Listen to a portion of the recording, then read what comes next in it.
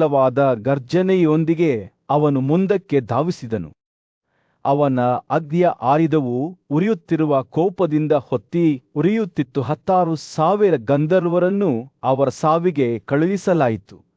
ಷಳಕಾಲದ ಎಲೆಗಳಂತೆ ಗಾಳಿಯ ಹೊಡೆತದ ಮೊದಲು ಯಮ ಸಾಮ್ರಾಜ್ಯಕ್ಕೆ ಕಣ್ಮರೆಯಾಯಿತು. ಮನುಷ್ಯರಲ್ಲಿ ಆ ಪರಾಕ್ರಮಶಾಲಿ ಯೋಧನಾದ ಭೀಮನು ತನ್ನ ತೀಕ್ಷ್ಣವಾದ ಬಾಣಗಳಿಂದ ಗಂಧರ್ವರ ಶ್ರೇಣಿಯನ್ನು ಗೋಧಿಯ ಮೂಲಕ ಕುಡುಗೋಲಿನಂತೆ ಕತ್ತರಿಸುತ್ತಾ ಯುದ್ಧದಲ್ಲಿ ಸೇರಿಕೊಂಡನು. ಮಾದ್ರಿಯ ಪರಾಕ್ರಮಶಾಲಿ ಪುತ್ರರಾದ ನಕುಲ ಮತ್ತು ಸಹದೇವನು 100 ಗಾಂಧರ್ವರನ್ನು ವಧಿಸುವಾಗ ಅವರ ಬಿಲ್ಲುಗಳು ಪ್ರಾಣಾಂತಿಕ ನಿಖರತೆಯಿಂದ ಹಾಡುತ್ತಾ ಹುರುಪಿನಿಂದ ಹೋರಾಡಿದರಿದ್ದುವು. ಉಲ್ಬಣಗೊಳ್ಳುತ್ತಿದ್ದಂತೆ ಗಾಂಧರ್ವರು ತಮ್ಮೊಂದಿಗೆ ದುರ್ಯೋಧನ ಮತ್ತು ಕರ್ಣರನ್ನು ಕರೆದೊಯ್ಯುತ್ತಾ ಆಕಾಶಕ್ಕೆ ಏರಲು ಪ್ರಾರಂಭಿಸಿದರು. ಆದರೆ ಅರ್ಜುನನು ಅವರ ಮೇಲೆ ಕಣ್ಣಿಟ್ಟು ಬಾಣಗಳ ಬಲೆಯನ್ನು ಅವರ ಸುತ್ತಲೂ ಚಾಚಿದನು. ಪಂಜರದಲ್ಲಿ ಪಕ್ಷಿಗಳಂತೆ ಅವರನ್ನು ಬಂಧಿಸಿದನು. ಗಾಂಧರ್ವರು ಗದಗಳು, ಬಾಣಗಳು ಮತ್ತು ಅಗಲವಾದ ಕತ್ತಿಗಳನ್ನು ಸುರಿಸಿದರು. ಆದರೆ ಅತ್ಯಂತ ಪರಿಣಾಮಕಾರಿ ಶಸ್ತ್ರಾಸ್ತ್ರಗಳ ಒಡೆಯನಾದ ಅರ್ಜುನನು ಚತುರತೆಯಿಂದ ಅವರ ದಾಳಿಯನ್ನು ತಡೆದು ಅರ್ಧಚಂದ್ರಾಕಾರದ ಬಾಣದಿಂದ ಅವನು ಗಂಧರ್ವರ ಕಾಲುಗಳನ್ನು ಕೆಡವಲು ಪ್ರಾರಂಭಿಸಿದನು. ತಲೆತೋಳು ಮತ್ತು ಕಾಲುಗಳನ್ನು ಕಲ್ಲುಗಳ ಆಲಿಕಲ್ಲುಗಳಂತೆ ಮೇಲಿನಿಂದ ಕೆಳಕ್ಕೆ ಇಳಿಸಿದನು. ತಮ್ಮ ಒಡನಾಡಿಗಳು ತಮ್ಮ ಮುಂದೆ ಬೀಳುವುದನ್ನು ನೋಡಿ ಶತ್ರುಗಳು ಭಯಭೀತರಾದವು. ಅರ್ಜುನನು ತನ್ನ ಸ್ತುನಕಳನ ಇಂದ್ರಜಾಲ, ಸೌರ ಅಗ್ನ್ಯ ಮತ್ತು ಸೌಮ್ಯ ಶಸ್ತ್ರಾಸ್ತ್ರಗಳನ್ನು ಬಿಡುಗಡೆ ಮಾಡಿದಾಗ ಯುದ್ಧವು ತನ್ನ ಪರಾಕಾಷ್ಠೆಯನ್ನು ತಲುಪಿತು. ಈ ಆಕಾಶದ ತೋಳುಗಳ ಉರಿಯುವ ಶಕ್ತಿಯಿಂದ ಬಳಲಿ ಹೋದ ಗಾಂಧರ್ವರು ಸಕರ್ಣ ಸಿಡಿಲಿನಿಂದ ಸುಟ್ಟ ದಿತಿ ಪುತ್ರರಂತೆ ತೀವ್ರವಾಗಿ ಬಳಲಲು ಪ್ರಾರಂಭಿಸಿದರು. ಗಾಂಧರ್ವರ ರಾಜನಾದ ಚಿತ್ರಸೇನನು ಬಲವಾದ ಗದೆಯೊಂದಿಗೆ ಅರ್ಜುನನ ಮೇಲೆ ಧಾವಿಸಿದನು. ಆದರೆ ಅರ್ಜುನನು ತನ್ನ ಬಾಣಗಳಿಂದ ಅದನ್ನು 7 ತುಂಡುಗಳಾಗಿ ಒಡೆದನು. ಕೋಪಗೊಂಡ ಮತ್ತು ಕಣ್ಣಿಗೆ ಕಾಣದಂತೆ ಅಡಗಿಕೊಂಡಿದ್ದ ಚಿತ್ರಸೇನನು ಅರ್ಜುನನೊಂದಿಗೆ ಹೋರಾಡಲು ಪ್ರಾರಂಭಿಸಿದನು. ಆದರೆ ಪಾಂಡವ ಯೋಧನು ತನ್ನ ಆಕಾಶ ಶಸ್ತ್ರಾಸ್ತ್ರಗಳಿಂದ ಅವನನ್ನು ತಡೆದನು. ಯುದ್ಧವು ಕಡಿಮೆಯಾಗುತ್ತಿದ್ದಂತೆ ಚಿತ್ರಸೇನನು ದಳಿದ, ಆದರೆ ಮುರಿಯದ ತನ್ನನ್ನು ಬಹಿರಂಗಪಡಿಸಿದನು. ಅರ್ಜುನನು ಕೋಪದಿಂದ ತುಂಬಿಕೊಂಡು ತನ್ನ ಶಸ್ತ್ರಾಸ್ತ್ರಗಳನ್ನು ಹಿಂತೆಗೆದುಕೊಂಡು ಹೋರಾಡುವುದನ್ನು ನಿಲ್ಲಿಸಿದಾಗ, ಇದೋ ನಿನ್ನೊಂದಿಗೆ ಹೋರಾಡುತ್ತಿರುವ ನಿನ್ನ ಸ್ನೇಹಿತನು ನನ್ನಲ್ಲಿದ್ದಾನೆ ಎಂದು ಉತ್ತರಿಸಿದನು. ಪಾಂಡುವಿನ ಇತರ ಪುತ್ರರು ತಮ್ಮ ಹಿಂಬಾಲಿಸಿದರು, ತಮ್ಮ ಕುದುರೆಗಳನ್ನು ಪರಿಶೀಲಿಸಿದರು ಮತ್ತು ತಮ್ಮ ಬಿಲ್ಲುಗಳನ್ನು ಹಿಂತೆಗೆದುಕೊಂಡರು. 2 ಸೈನ್ಯಗಳು ತಮ್ಮ ತಮ್ಮ ಮೇಲೆ ಸ್ವಲ್ಪ ಹೊತ್ತು ಕುಳಿತಿದ್ದವು. ಗಾಂಧರ್ವ ಆತಿಥೇಯನ ಮಧ್ಯದಲ್ಲಿ ಪರಾಕ್ರಮಶಾಲಿ ಬಿಲ್ಲುಗಾರನಾದ ಅರ್ಜುನನು ಚಿತ್ರಸೇನನನ್ನು, ಓ ವೀರನೇ, ಕೌರವರನ್ನು ಶಿಕ್ಷಿಸುವುದರಲ್ಲಿ ನಿನ್ನ ಉದ್ದೇಶವೇನು? ತನ್ನ ಪತ್ನಿಯರೊಂದಿಗೆ ಸುಯೋಧನನನ್ನು ಏಕೆ ಶಿಕ್ಷಿಸಲಾಗಿದೆ ಎಂದು ಕೇಳಿದಾಗ, ಮುಗುಳ್ನಕ್ಕನು. ಚಿತ್ರಸೇನನ ಕಣ್ಣುಗಳು ದೃಢನಿಶ್ಚಯದಿಂದ ಹೊಳೆಯುತ್ತಿದ್ದವು. ಧನಂಜಯ, ನಾನು ದುರ್ಯೋಧನನ ದುಷ್ಟ ಉದ್ದೇಶಗಳ ಬಗ್ಗೆ ತಿಳಿದುಕೊಂಡಿದ್ದೇನೆ. ಅವನು ಮತ್ತು ಕರ್ಣರು ನಿಮ್ಮನ್ನು ಮತ್ತು ವನವಾಸದಲ್ಲಿ ಹೋರಾಡುತ್ತಿರುವ ದ್ರೌಪದಿಗಳನ್ನು ಅಪಹಾಸ್ಯ ಮಾಡಲು ಇಲ್ಲಿಗೆ ಬಂದಿದ್ದರು. ಅವರು ನಿಮ್ಮನ್ನು ದುಃಖದಲ್ಲಿ ನೋಡಲು ಬಯಸಿದ್ದರು. ಆದರೆ ಅವರ ಉದ್ದೇಶವನ್ನು ತಿಳಿದಿರುವ ಆಕಾಶದ ಒಡೆಯನು ಅವರನ್ನು ತನ್ನ ಮುಂದೆ ತರಲು ನನಗೆ ಹೇಳಿದನು. ಚಿತ್ರಸೇನನ ಧ್ವನಿಯು ಅಧಿಕಾರದಿಂದ ಮೇಲೇರಿತು. ಅವನು ಮುಂದುವರಿಸುತ್ತಾ, ಅವನು ನಿಮ್ಮನ್ನು ಮತ್ತು ನಿಮ್ಮ ಸಹೋದರನನ್ನು ಯಾವುದೇ ಬೆಲೆ ತೆತ್ತಾದರೂ ರಕ್ಷಿಸಲು ನನಗೆ ಸೂಚನೆ ನೀಡಿದನು. ಏಕೆಂದರೆ ನೀವು ಆತ್ಮೀಯ ಸ್ನೇಹಿತರು ಮತ್ತು ಶಿಷ್ಯರು. ಅರ್ಜುನನ ಮಾತುಗಳನ್ನು ಕೇಳಿದಾಗ ಅವನ ಭಾವವು ನುದುಗೊಂಡಿತು. ಅವನು ಚಿತ್ರಸೇನನ ಕಡೆಗೆ ತಿರುಗಿ, ರಾಜ ಯುಧಿಷ್ಠಿರನ ಆಜ್ಞೆಯಂತೆ ನಿನಗೆ ಇಷ್ಟವಾದರೆ ನ್ಯಾಯಿತನಾದ ಸುಯೋಧನನನ್ನು ಬಿಡುಗಡೆ ಮಾಡು, ಏಕೆಂದರೆ ಅವನು ನಮ್ಮ ಸಹೋದರನಾಗಿದ್ದಾನೆ ಎಂದು ಹೇಳಿದನು. ಆದರೆ ಚಿತ್ರಸೇನನು ತನ್ನ ತಲೆ ಅಲ್ಲಾಡಿಸಿದನು. ಅವನ ಕಣ್ಣುಗಳು ಅಸಮ್ಮತಿಯಿಂದ ಕಪ್ಪಾಗಿದ್ದವು. ಈ ಪಾಪಪೂರ್ಣ ದುಷ್ಟನು ಯಾವುದೇ ಕರುಣೆಗೆ ಅರ್ಹನಾಗಿಲ್ಲ. ಅವನು ನಿಮ್ಮ ಸಹೋದರ ಮತ್ತು ಕೃಷ್ಣ ಇಬ್ಬರಿಗೂ ಮೋಸ ಮಾಡಿದ್ದಾನೆ. ರಾಜನು ಎಲ್ಲವನ್ನೂ ತಿಳಿದ ನಂತರ ಏನು ಮಾಡಬೇಕೆಂದು ನಿರ್ಧರಿಸಲಿ ಅವರೆಲ್ಲರೂ ಯುಧಿಷ್ಠಿರನ ಬಳಿಗೆ ಹೋಗುತ್ತಿದ್ದಂತೆ ದೃಶ್ಯವು ಬದಲಾಯಿತು. ಚಿತ್ರಸೇನನು ದುರ್ಯೋಧನನ ಕ್ರಿಯೆಗಳನ್ನು ವಿವರಿಸಿದನು ಮತ್ತು ಅಜಾತಶತ್ರು ಶ್ರದ್ಧೆಯಿಂದ ಆಲಿಸಿದನು. ಕತೆ ಮುಗಿದ ನಂತರ ಅಜಾತಶತ್ರುವು ಗಾಂಧರ್ವರನ್ನು ಅವರ ಕರುಣೆಗಾಗಿ ಶಾಲಿಸಿದನು ಮತ್ತು ಕೌರವರನ್ನು ಬಿಡುಗಡೆ ಮಾಡಿದನು.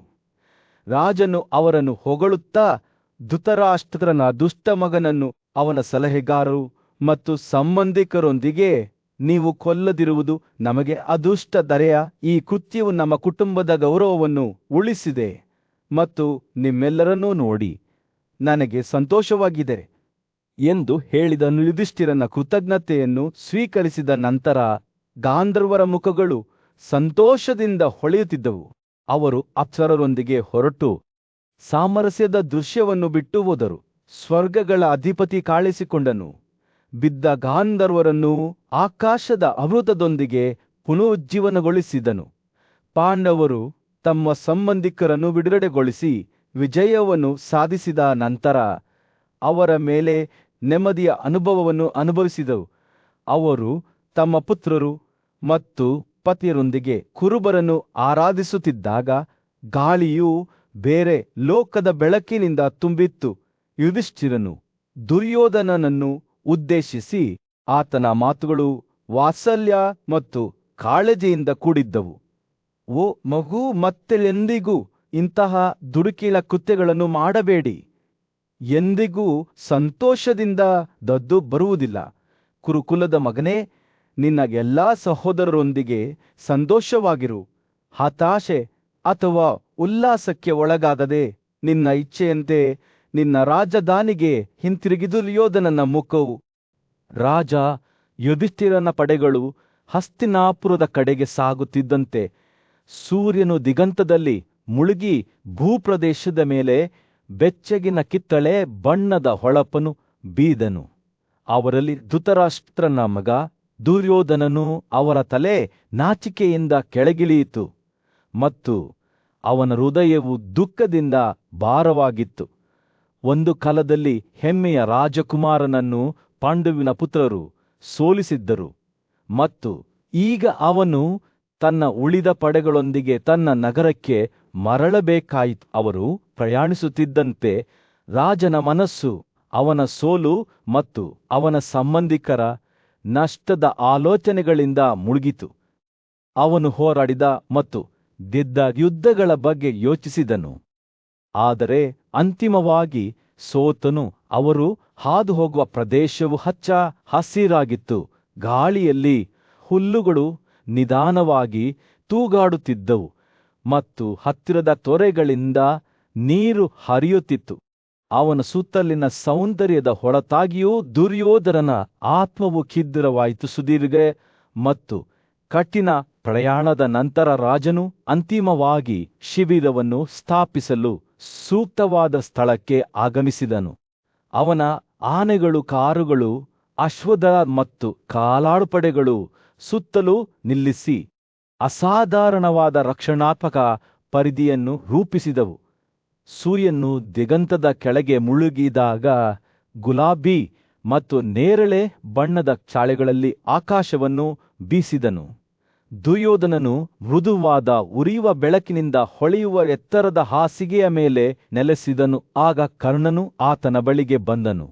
ಆತನ ಮುಖವು ಉತ್ಸಾಹ ಮತ್ತು ಹೆಮ್ಮೆಯಿಂದ ಹೊಳೆಯುತ್ತಿತ್ತು. ಕರ್ಣನು ಅದೃಷ್ಟವಶಾತ್, ಓ ಗಾಂಧಾರಿಯ ಮಗನೇ, ನೀನು ಬದುಕಿದ್ದೀಯ. ಅದೃಷ್ಟವಶಾತ್ ನಾವು ಮತ್ತೊಮ್ಮೆ ಭೇಟಿಯಾಡಿದ್ದೇವೆ ಎಂದು ಹೇಳಿದನು. ಅವನು ದೇವರೊಂದಿಗೆ ಮಾತನಾಡುತ್ತಿರುವಂತೆ ಬಹುತೇಕ ಪೂಜ್ಯ ಧ್ವನಿಯಲ್ಲಿ ಮಾತನಾಡುತ್ತಿದ್ದನು. ಕಣ್ಣೀರು ಮತ್ತು ಆಯಾಸದಿಂದ ಕೆಂಪಾದ ದುರ್ಯೋಧನನ ಕಣ್ಣುಗಳು ಕೃತಜ್ಞತೆ ಮತ್ತು ದುಃಖದ ಮಿಶ್ರಣದಿಂದ ಕರ್ಣನನ್ನು ನೋಡುತ್ತಿದ್ದವು. ಕರ್ಣನು ಮುಂದುವರಿಸಿದನು, ಅದೃಷ್ಟವಶಾತ್ ನೀವು ಇಚ್ಛೆಯಂತೆ ಯಾವುದೇ ರೂಪವನ್ನು ತೆಗೆದುಕೊಳ್ಳುವ ಸಾಮರ್ಥ್ಯವಿರುವ ಗಂಧರ್ವರನ್ನು ಸೋಲಿಸಿದ್ದೀರಿ ಮತ್ತು ಓ ಕುರು, ಜನಾಂಗದ ಮಗನೆಯೇ, ಅದೃಷ್ಟವಶಾತ್ ನಾನು ನಿಮ್ಮ ಸಹೋದರರು ಎಲ್ಲ ಪ್ರಬಲ ಯೋಧರು ತಮ್ಮ ವೈರಿಗಳನ್ನು ವಶಪಡಿಸಿಕೊಂಡು ಆ ಮುಖಾಮುಖಿಯಿಂದ ವಿಜಯಶಾಲಿಯಾಗುವುದನ್ನು ನೋಡಲು ಶಕ್ತನಾಗಿದ್ದೇನೆ. ಅವನು ಒಂದು ಕ್ಷಣ ವಿರಾಮಗೊಳಿಸಿದನು. ಮತ್ತೆ ಮಾತನಾಡುವ ಮೊದಲು ಅವನ ಕಣ್ಣುಗಳು ದುರ್ಯೋಧನನ ಮುಖವನ್ನು ನೋಡುತ್ತಿದ್ದವು. ಆದರೆ ನನಗೆ ಹೇಳು, ಓ ಭರತಕರ್ಣನು, ನಾನು ನೋಡುತ್ತಿರುವ ಈ ದೊಡ್ಡ ಅದ್ಭುತವೇನು? ನೀನು ಮತ್ತು ನಿನ್ನ ಸಹೋದರರು ದೇಹದಲ್ಲಿ ಸುರಕ್ಷಿತವಾಗಿ ನಿಮ್ಮ ಹೆಂಡತಿಯರು, ಸೈನ್ಯಗಳು ಮತ್ತು ವಾಹನಗಳೊಂದಿಗೆ ಆ ಅತಿಮಾನುಷ ರೇಖಾಂತನಿಂದ ಹೊರಬಂದಿದ್ದೀರಿ. ನೀವು ಇಂದು ಯುದ್ಧದಲ್ಲಿ ಸಾಧಿಸಿದ್ದನ್ನು ಸಾಧಿಸಬಲ್ಲ ಇನ್ನೊಬ್ಬ ವ್ಯಕ್ತಿ ಈ ಜಗತ್ತಿನಲ್ಲಿ ಇರಬೇಕು. ಅವನ ಮಾತುಗಳು ಮೆಚ್ಚುಗೆ ಮತ್ತು ವಿಸ್ಮಯದಿಂದ ಕೂಡಿದ್ದವು. ಆದರೆ ಅಸೂಯೆಗಳ ಸುಳಿವೂ ಸಹ ಕಣ್ಣನ ಮಾತುಗಳಿಗೆ ಉತ್ತರಿಸುವಾಗ ದುರ್ಯೋಧನನ ಧ್ವನಿಯು ಬಿರುಕು ಬಿಟ್ಟಿತು. ಅವನ ಭಾವನೆಗಳು ಅಂತಿಮವಾಗಿ ಅವರನ್ನು ದೀರ್ಘಕಾಲ ತಡೆಹಿಡಿದಿದ್ದ ಅಣೆಕಟ್ಟಿನಿಂದ ಮುಕ್ತವಾದವು. ಸೂರ್ಯನು ಯುದ್ಧಭೂಮಿಯ ವಿಶಾಲ ವಿಸ್ತಾರದ ಮೇಲೆ ಮುಳುಗುತ್ತಿದ್ದನು. ದಣಿದ ಯೋಧರ ಮೇಲೆ ಚಿನ್ನದ ಹೊಳಪನ್ನು ಬೀರಿದನು. ಧೃತರಾಷ್ಟ್ರನ ಹಿರಿಯ ಮಗ ದುರ್ಯೋಧನನು ತನ್ನ ಸೈನಿಕರ ನಡುವೆ ಎತ್ತರವಾಗಿ ನಿಂತನು. ಅವನ ಕಣ್ಣುಗಳು ಅವರ ವಿಶ್ವಾಸಾರ್ಹ ಸೇನಾಧಿಪತಿಯಾದ ರಾಧೆಯ ಮೇಲೆ ನಿಂತವು. ಭಾವೋದ್ರೇಕದಿಂದ ಭಾರವಾದ ಅವನ ಧ್ವನಿಯು, ಇಂದು ಇಲ್ಲಿ ಏನಾಯಿತು ಎಂದು ನಿಮಗೆ ತಿಳಿದಿಲ್ಲ ಎಂದು ಹೇಳಿದನು. ರಾಧೆಯ ಅಭಿವ್ಯಕ್ತಿಯು ಪ್ರಶ್ನೆಯಾಗಿ ಬದಲಾಯಿತು ಮತ್ತು ದುರ್ಯೋಧನನು ಮುಂದುವರಿಸಿದನು, ನನ್ನ ಸಹೋದರರೇ, ನನ್ನ ಸ್ನೇಹಿತರೇ, ನಾವು ಆಕಾಶದಿಂದ ನಮ್ಮ ಶತ್ರುಗಳಾದ ಗಾಂಧರ್ವರ ವಿರುದ್ಧ ಶೌರ್ಯದಿಂದ ಹೋರಾಡಿದ್ದೇವೆ. ಯುದ್ಧವು ದೀರ್ಘಕಾಲದವರೆಗೆ ನಡೆಯಿತು. ಎರಡು ಕಡೆಯವರು ಭಾರಿ ನಷ್ಟವನ್ನು ಅನುಭವಿಸಿದರು. ಆದರೆ ಆ ಧೈರ್ಯಶಾಲಿ ಗಾಂಧವರು ತಮ್ಮ ಭ್ರಮೆಯ ಪಾಂಡಿತ್ಯವನ್ನು ಬಳಸಿಕೊಂಡಾಗ ಸ್ವರ್ಗಕ್ಕೆ ಏರಿ ಮೇಲಿನಿಂದ ನಮ್ಮೊಂದಿಗೆ ಹೋರಾಡಿದಾಗ ನಮ್ಮ ವಿಜಯದ ಸಾಧ್ಯತೆಗಳು ಕ್ಷೀಣಿಸಲಾರಂಭಿಸಿದವು. ದುರ್ಯೋಧನನ ಮಾತುಗಳು ಒಂದು ಸವಾಲಿನಂತೆ ಗಾಳಿಯಲ್ಲಿ ತೂಗಾಡುತ್ತಿದ್ದವು. ಗಾಧೆಯನಿಗೆ ತನ್ನನ್ನು ವಿರೋಧಿಸುವಂತೆ ಧೈರ್ಯ ತೋರಿಸಿದವು. ನಾವು ಅವರಿಗೆ ಸರಿಸಮನಾಗಿಲ್ಲ. ದುಃಖದಿಂದ ಕೂಡಿದ ಅವನ ಧ್ವನಿಯಲ್ಲಿ ಅವನು ಮುಂದುವರಿಸಿದನು, ನಮ್ಮ ಸೋಲು ಅನಿವಾರ್ಯವಾಗಿತ್ತು ಮತ್ತು ಶೀಘ್ರದಲ್ಲೇ ನಾವು ಗಾಂಧರ್ವರು, ನಮ್ಮ ಪರಿಚಾರಕರು, ಸಲಹೆಗಾರರು, ಮಕ್ಕಳು, ಪತ್ನಿಯರು, ಪಡೆಗಳು ಮತ್ತು ವಾಹನಗಳಿಂದ ಸೆರೆಯಾಗಿ ಹೋಗುವುದನ್ನು ಕಂಡುಕೊಂಡೆವು. ದುರ್ಯೋಧನನು ಮಾತನಾಡುತ್ತಿದ್ದಂತೆಯೇ ಅವನ ಸೈನಿಕರು ಮತ್ತು ಅಧಿಕಾರಿಗಳ ಗುಂಪೊಂದು ಅವನ ಬಳಿಗೆ ಬಂದಿತು. ಅವರ ಮುಖಗಳು ಆತಂಕದಿಂದ ಕೂಡಿದವು. ಅವರು ಪಾಂಡವರ ಬಳಿಗೆ ಓಡಿಹೋದರು. ಅವರ ಅಚಲ ಔದಾರ್ಯಕ್ಕೆ ಹೆಸರುವಾಸಿಯಾದ ಆ ವೀರರು ಅವರ ಸಹಾಯವನ್ನು ಕೋರಿದರು. ಇಲ್ಲಿ ರಾಜ ದುರ್ಯೋಧನ ಅವರು ತಮ್ಮ ಧ್ವನಿಯನ್ನು ತೂತು ಎಂದು ಹೇಳಿದರು. ಅವನನ್ನು ಅವನ ಕಿರಿಯ ಸಹೋದರರು, ಸ್ನೇಹಿತರು, ಪತ್ನಿಯರು ಮತ್ತು ಇಡೀ ಸಿಬ್ಬಂದಿಯೊಂದಿಗೆ ಗಾಂಧರ್ವರು ಆಕಾಶದ ಮೂಲಕ ಸೆರೆಹಿಡಿಯುತ್ತಿದ್ದಾರೆ. ದಯವಿಟ್ಟು ಉದಾತ್ತ ಪಾಂಡವರು ಅವನನ್ನು ಬಿಡುಗಡೆ ಮಾಡಿ ಕುರುಕುಲದ ಮಹಿಳೆಯರನ್ನು ಅವಮಾನಿಸಬೇಡಿ. ಪಾಂಡುವಿನ ಹಿರಿಯ ಮಗ ಯುಧಿಷ್ಠಿರನು ಅವರ ಮನವಿಯನ್ನು ಗಮನವಿಟ್ಟು ಆಲಿಸಿದನು. ಅವನ ಕಣ್ಣುಗಳು ಸಹಾನುಭೂತಿಯಿಂದ ಹೊಳೆಯುತ್ತಿದ್ದವು. ಅವನು ತನ್ನ ಸಹೋದರರ ಕಡೆಗೆ ತಿರುಗಿ ಅವರಿಗೆ, ನಮ್ಮ ಶತ್ರುಗಳನ್ನು ಈ ರೀತಿ ನಡೆಸಿಕೊಳ್ಳುವಾಗ ನಾವು ಸುಮ್ಮನೆ ನಿಲ್ಲಬಾರದು. ನಾವು ದಯೆ ಮತ್ತು ಗೌರವದಿಂದ ವರ್ತಿಸಬೇಕು ಎಂದು ಸಲಹೆ ನೀಡಿದನು. ಆದ್ದರಿಂದ ಪಾಂಡವರು ದುರ್ಯೋಧನನ ಕಾರ್ಯಕ್ಕೆ ಒಗ್ಗೂಡಿದರು. ಅರ್ಜುನ, ಭೀಮ ಮತ್ತು ಅವಳಿ ಮಕ್ಕಳಾದ ನಕುಲ ಮತ್ತು ಸಹದೇವರು ಗಾಂಧರ್ವರ ವಿರುದ್ಧದ ದಾಳಿಯನ್ನು ಮುನ್ನಡೆಸಿದರು. ಅವರ ಬಿಲ್ಲುಗಳು ಬಾಣದ ಮೇಲೆ ಬಾಣವನ್ನು ಹಾರಿಸುತ್ತಾ ಹಾಡುತ್ತಿದ್ದವು. ಗಾಂಧರ್ವರು ಪ್ರಬಲ ವೈರಿಗಳಾಗಿದ್ದರೂ ಪಾಂಡವರ ಶೌರ್ಯ ಮತ್ತು ಕೌಶಲ್ಯಕ್ಕೆ ಸರಿಸಾಟಿಯಾಗಲಿಲ್ಲ. ಅವರು ಆಕಾಶದ ಮೂಲಕ ಹಿಮ್ಮೆಟ್ಟಿದರು.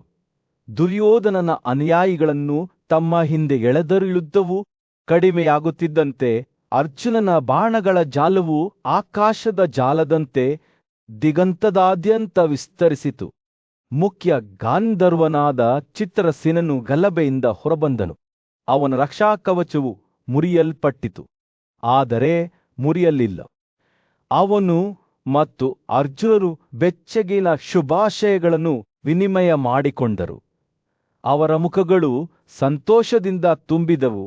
ಇತರ ಪಾಂಡವರು ಸಹ ಚಿತ್ರಸೇನನನ್ನು ಪ್ರೀತಿಯಿಂದ ಸ್ವಾಗತಿಸಿದರು, ಅವನನ್ನು ಅಪ್ಪಿಕೊಂಡರು.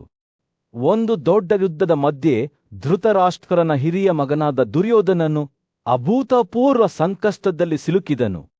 ಅವನ ಸಹೋದರರಾದ ಪಾಂಡವರು ಅವನನ್ನು ಅವನ ನಿಷ್ಠಾವಂತ ಸ್ನೇಹಿತ ಕರ್ಣನೊಂದಿಗೆ ಸೆರೆಹಿಡಿದು ಅವರನ್ನು ಸೆರೆಯಲ್ಲಿಟ್ಟುಕೊಂಡಿದ್ದರು. ಅವನು ತನ್ನ ಪರಿಸ್ಥಿತಿಯ ಬಗ್ಗೆ ಯೋಚಿಸುತ್ತಿದ್ದಂತೆ ದುರ್ಯೋಧನನ ಆಲೋಚನೆಗಳು ತನ್ನ ಅವಮಾನ ಮತ್ತು ದುಃಖಕ್ಕೆ ತಿರುಗಿತು. ಅವನು ಪಾಂಡವ ಸೈನ್ಯದ ಪ್ರಸಿದ್ಧ ಯೋಧ ಅರ್ಜುನನನ್ನು ಉದ್ದೇಶಿಸಿ, ಓ ವೀರ ಗಂಧರ್ವರಲ್ಲಿ ಅಗ್ರಗಣ್ಯನೇ, ನನ್ನ ಸಹೋದರರನ್ನು ಬಿಡುಗಡೆ ಮಾಡುವುದು ನಿನಗೆ ಯೋಗ್ಯವಾಗಿದೆ. ಪಾಂಡುವಿನ ಪುತ್ರರು ಜೀವಂತವಾಗಿರುವವರೆಗೂ ಅವರು ಅವಮಾನಕ್ಕೊಳಗಾಗಲು ಅಸಮರ್ಥರಾಗಿದ್ದಾರೆ ಎಂದು ಹೇಳಿದನು. ಆದರೆ ದುರ್ಯೋಧನನ ಮಾತುಗಳು ಹತಾಶೆಯ ಆಳವಾದ ಭಾವನೆಯಿಂದ ಕೂಡಿವೆ, ಏಕೆಂದರೆ ತನ್ನದೇ ಆದ ಅದೃಷ್ಟವನ್ನು ಮೊಹರು ಮಾಡಲಾಗಿದೆ ಎಂದು ಆತನಿಗೆ ತಿಳಿದಿತ್ತು. ಅವನು ಮಾತನಾಡುವಾಗ ಕರ್ಣನು ಅರ್ಜುನ ಮತ್ತು ಪಾಂಡವರಿಗೆ ತಮ್ಮ ಉದ್ದೇಶಗಳನ್ನು ತಿಳಿಸಿದನು. ನಂತರ ಗಾಂಧರ್ವರು ಪಾಂಡವರೊಂದಿಗೆ ದುರ್ಯೋಧನನನ್ನು ಸೆರೆಯಲ್ಲಿಟ್ಟುಕೊಂಡಿದ್ದ ಯುಧಿಷ್ಠಿರನ ಬಳಿಗೆ ಹೋದರು. ಅವರು ತಮ್ಮ ಯೋಜನೆಗಳನ್ನು ಅವನಿಗೆ ತಿಳಿಸಿದರು ಮತ್ತು ಆಘಾತಕಾರಿ ಘಟನೆಯ ತಿರುವಿನಲ್ಲಿ ದುರ್ಯೋಧನನು ತನ್ನನ್ನು ತನ್ನ ಶತ್ರುಗಳಿಗೆ ಹಸ್ತಾಂತರಿಸುವುದನ್ನು ಕಂಡನು. ಅವಮಾನ ಮತ್ತು ದುಃಖದಿಂದ ತುಂಬಿದ ದುರ್ಯೋಧನನು ತನ್ನ ಪರಿಸ್ಥಿತಿಯ ವ್ಯಂಗ್ಯವನ್ನು ಪ್ರತಿಬಿಂಬಿಸಿದನು.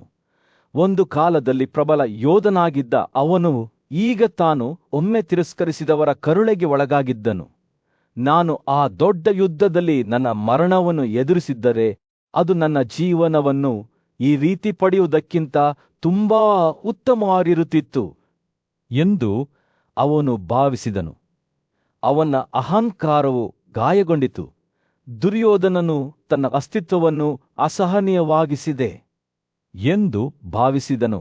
ಅವನು ಅಲ್ಲಿ ನಿಂತಾಗ ತನ್ನ ಆಲೋಚನೆಗಳಲ್ಲಿ ಕಳೆದು ಹೋಗಿ ದುರ್ಯೋಧನನು ತನ್ನ ಸಹೋದರ ದುಶಾಸನನ ಕಡೆಗೆ ತಿರುಗಿ ರಾಜೀನಾಮೆ ಮಾತುಗಳನ್ನು ಹೇಳಿದನು. ಓ ದುಶಾಸನ, ನನ್ನ ಈ ಮಾತುಗಳನ್ನು ಕೇಳು ಎಂದು ಹೇಳಿದನು. ನಾನು ನಿನಗೆ ನೀಡುವ ಈ ಪ್ರತಿಷ್ಠಾಪನೆಯನ್ನು ಸ್ವೀಕರಿಸುತ್ತಾ ನನ್ನ ಸ್ಥಾನದಲ್ಲಿ ನೀನು ರಾಜನಾಗಿರು. ಕರ್ಣ ಮತ್ತು ಸುವಾಳನ ಪುತ್ರರಿಂದ ರಕ್ಷಿಸಲ್ಪಟ್ಟ ವಿಶಾಲ ಭೂಮಿಯನ್ನು ಆಳುವೆ. ಆದರೆ ದುರ್ಯೋಧನನ ಮಾತುಗಳು ಸೋಲಿನ ಭಾವದಿಂದ ಕುಡಿದವು, ಏಕೆಂದರೆ ಅವನ ಸ್ವಂತ ಆಳ್ವಿಕೆಯು ಕೊನೆಗೊಳ್ಳುತ್ತಿದೆ ಎಂದು ಅವನಿಗೆ ತಿಳಿದಿತ್ತು. ದುಃಖದಿಂದ ಬೇಸತ್ತ ದುಶಾಸನನು ನೆಲಕ್ಕೆ ಬಿದ್ದು ತನ್ನ ಸಹೋದರನನ್ನು ಕ್ಷಮಿಸುವಂತೆ ಬೇಡಿಕೊಂಡನು. ಇದು ಎಂದಿಗೂ ಆಗುವುದಿಲ್ಲ ಎಂದು ಕೂಗಿದನು. ಭೂಮಿಯು ಛಿದ್ರವಾಗಬಹುದು, ಸ್ವರ್ಗದ ನೆಲಮಹಡಿ ಚೂರು ಚೂರು ಆರಬಹುದು. ಆದರೂ ಓ ರಾಜನೇ, ನಾನು ನಿನ್ನಿಲ್ಲದೆ ಭೂಮಿಯನ್ನು ಎಂದಿಗೂ ಆಳಲಾರೆ. ಮತ್ತು ದುಶಾಸನನು ತನ್ನ ಸಹೋದರನ ಪಾದಗಳಿಗೆ ಕಣ್ಣೀರಿಟ್ಟಾಗ ಕರ್ಣನು ಅವರೊಂದಿಗೆ ತರ್ಕಿಸಲು ಪ್ರಯತ್ನಿಸುತ್ತಾ ಅವರ ಬಳಿಗೆ ಬಂದನು. ಕರ್ಣನು, ಹೌದು ಕುರು ರಾಜಕುಮಾರರೇ, ನೀವು ಸಾಮಾನ್ಯ ಜನರಂತೆ ದುಃಖಕ್ಕೆ ಏಕೆ ಶರಣಾಗುತ್ತೀರಿ?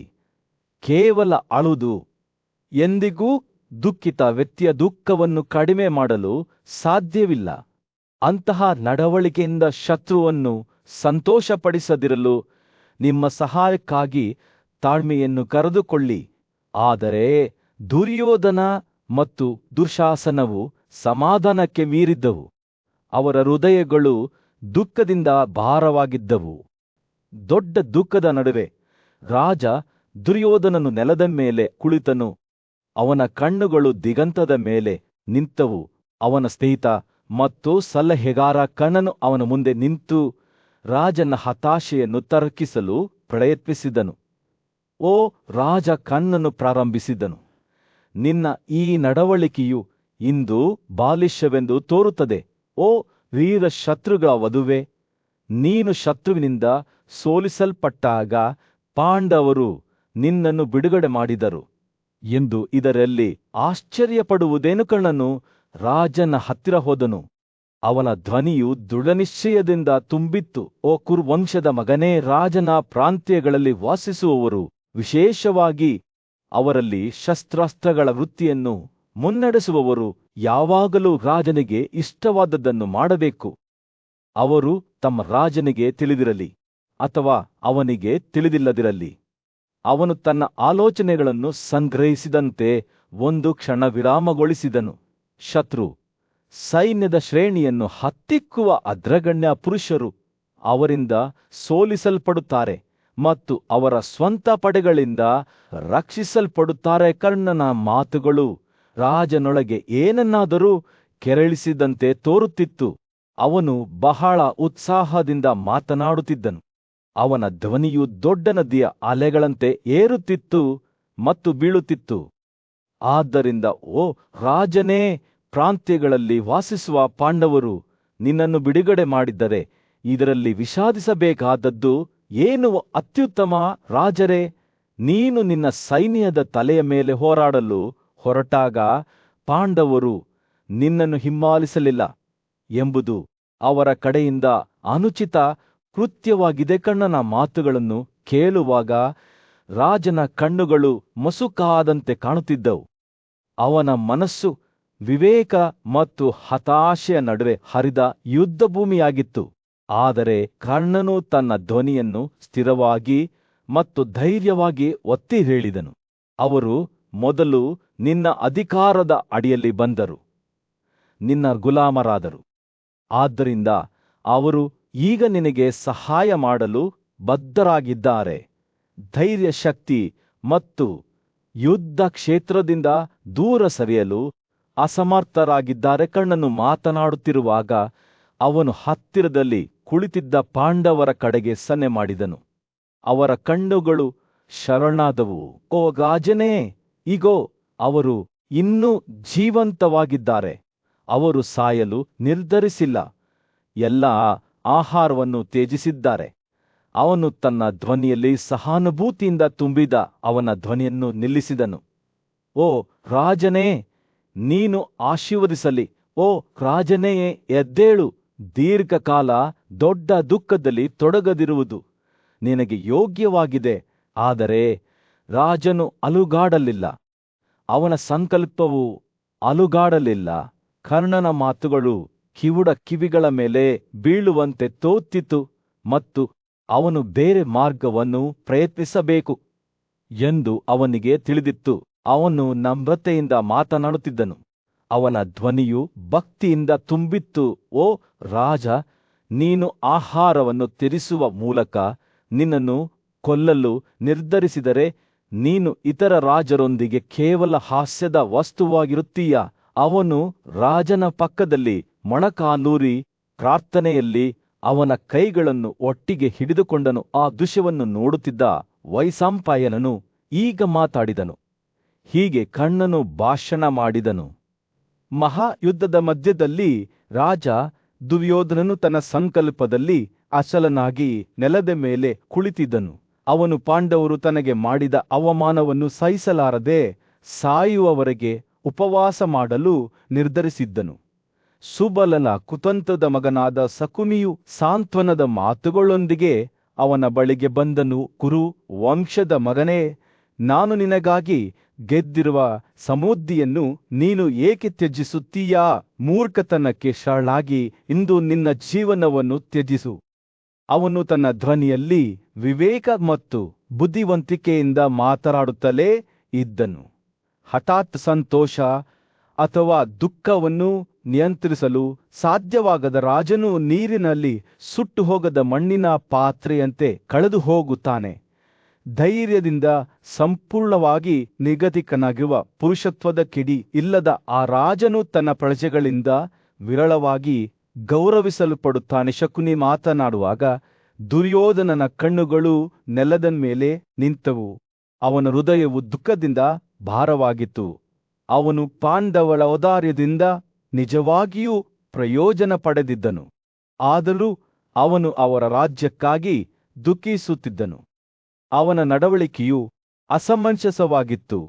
ಸಂತೋಷ ಮತ್ತು ಹತಾಶೆಯ ಮಿಶ್ರಣವು ಅವನನ್ನು ಸೇವಿಸುವ ಅಪಾಯವನ್ನುಂಟು ಮಾಡಿತು. ಶಕುನಿ ಮಾತು ಮುಗಿಸಿದಾಗ ಸಹೋದರನಾದ ದುರ್ಯೋಧನನ ಸಹೋದರ ದುಶಾಸನನು ಸಹೋದರತ್ವದ ಪ್ರೀತಿಯಿಂದ ವಿಚಲಿತನಾಗದೆ ಅವನ ಮುಂದೆ ಸಾಷ್ಟಾಂಗ ನಮಸ್ಕಾರ ಮಾಡಿದನು. ರಾಜನು ಅವನನ್ನು ತನ್ನ ತೋಳುಗಳಲ್ಲಿ ಎತ್ತಿದನು. ಪ್ರೀತಿಯಿಂದ ಅವನ ತಲೆಯ ವಾಸನೆ ಮಾಡಿದನು.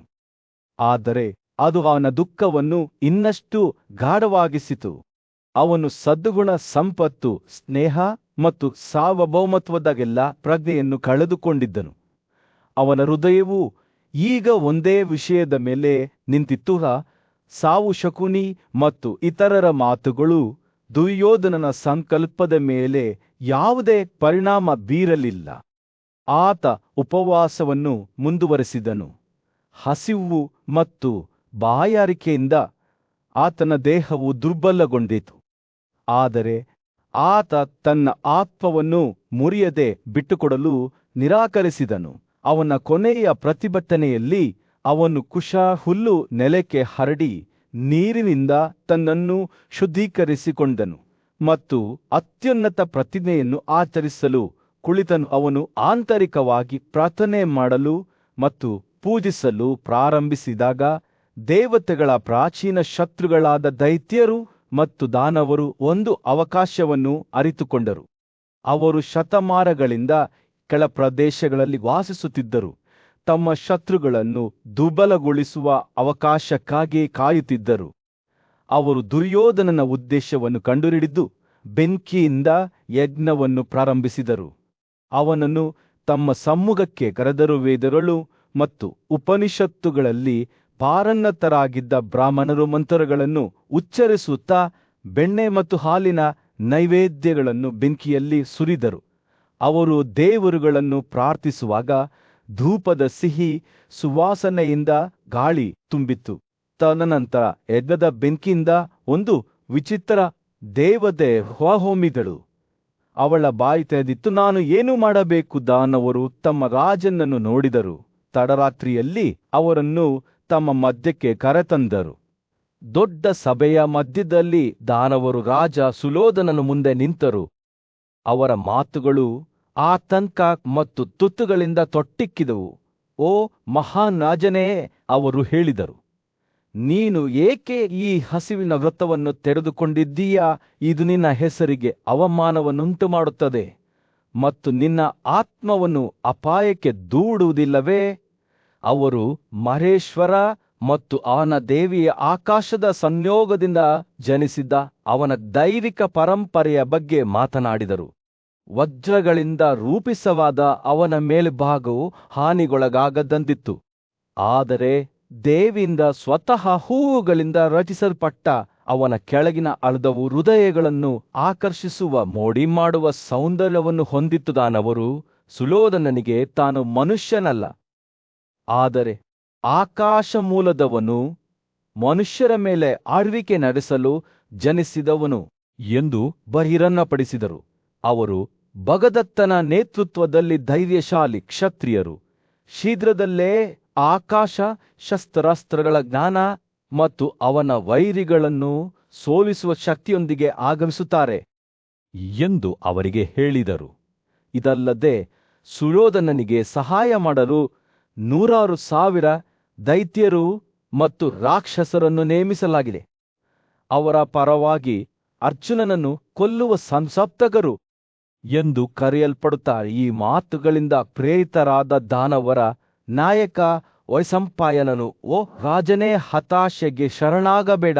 ಈ ರೀತಿಯ ನಡವಳಿಕೆಯು ನಿನಗೆ ಸರಿಹೊಂದುವುದಿಲ್ಲ. ಪಾಂಡವರು ದೇವರುಗಳ ಆಶ್ರಯವಾಗಿರುವಂತೆಯೇ ನೀನು ನಮ್ಮ ಆಶ್ರಯವಾಗಿದ್ದೀಯಾ ಎಂದು ಮಾತನಾಡುವುದನ್ನು ಮುಂದುವರೆಸಿದನು. ಅವರು ಸೌಮ್ಯ ಮಾತುಗಳಿಂದ ಸುಯೋಧನನ ಮನಸ್ಸನ್ನು ಶಾಂತಗೊಳಿಸಿದವು. ಮತ್ತು ಹೋಗಿ ವಿಜಯವನ್ನು ಸಾಧಿಸು ಎಂದು ಹೇಳುತ್ತಾ ಅವನನ್ನು ಹೊರಡಲು ಅನುಮತಿಸಿದರು. ಅವನು ಹತಾಶೆಯಿಂದ ಎದ್ದಾಗ ಸುಯೋಧನನು ನಡೆದದ್ದೆಲ್ಲವನ್ನೂ ಕನಸಿನಂತೆ ಭಾವಿಸಿದರು. ನಾನು ಪಾಂಡವರನ್ನು ಯುದ್ಧದಲ್ಲಿ ಸೋಲಿಸುತ್ತೇನೆ ಎಂದು ತನ್ನೊಳಗೆ ಯೋಚಿಸಿದನು ಮತ್ತು ಅವರ ಸಂಕಲ್ಪವು ಬಲಗೊಂಡಿತು.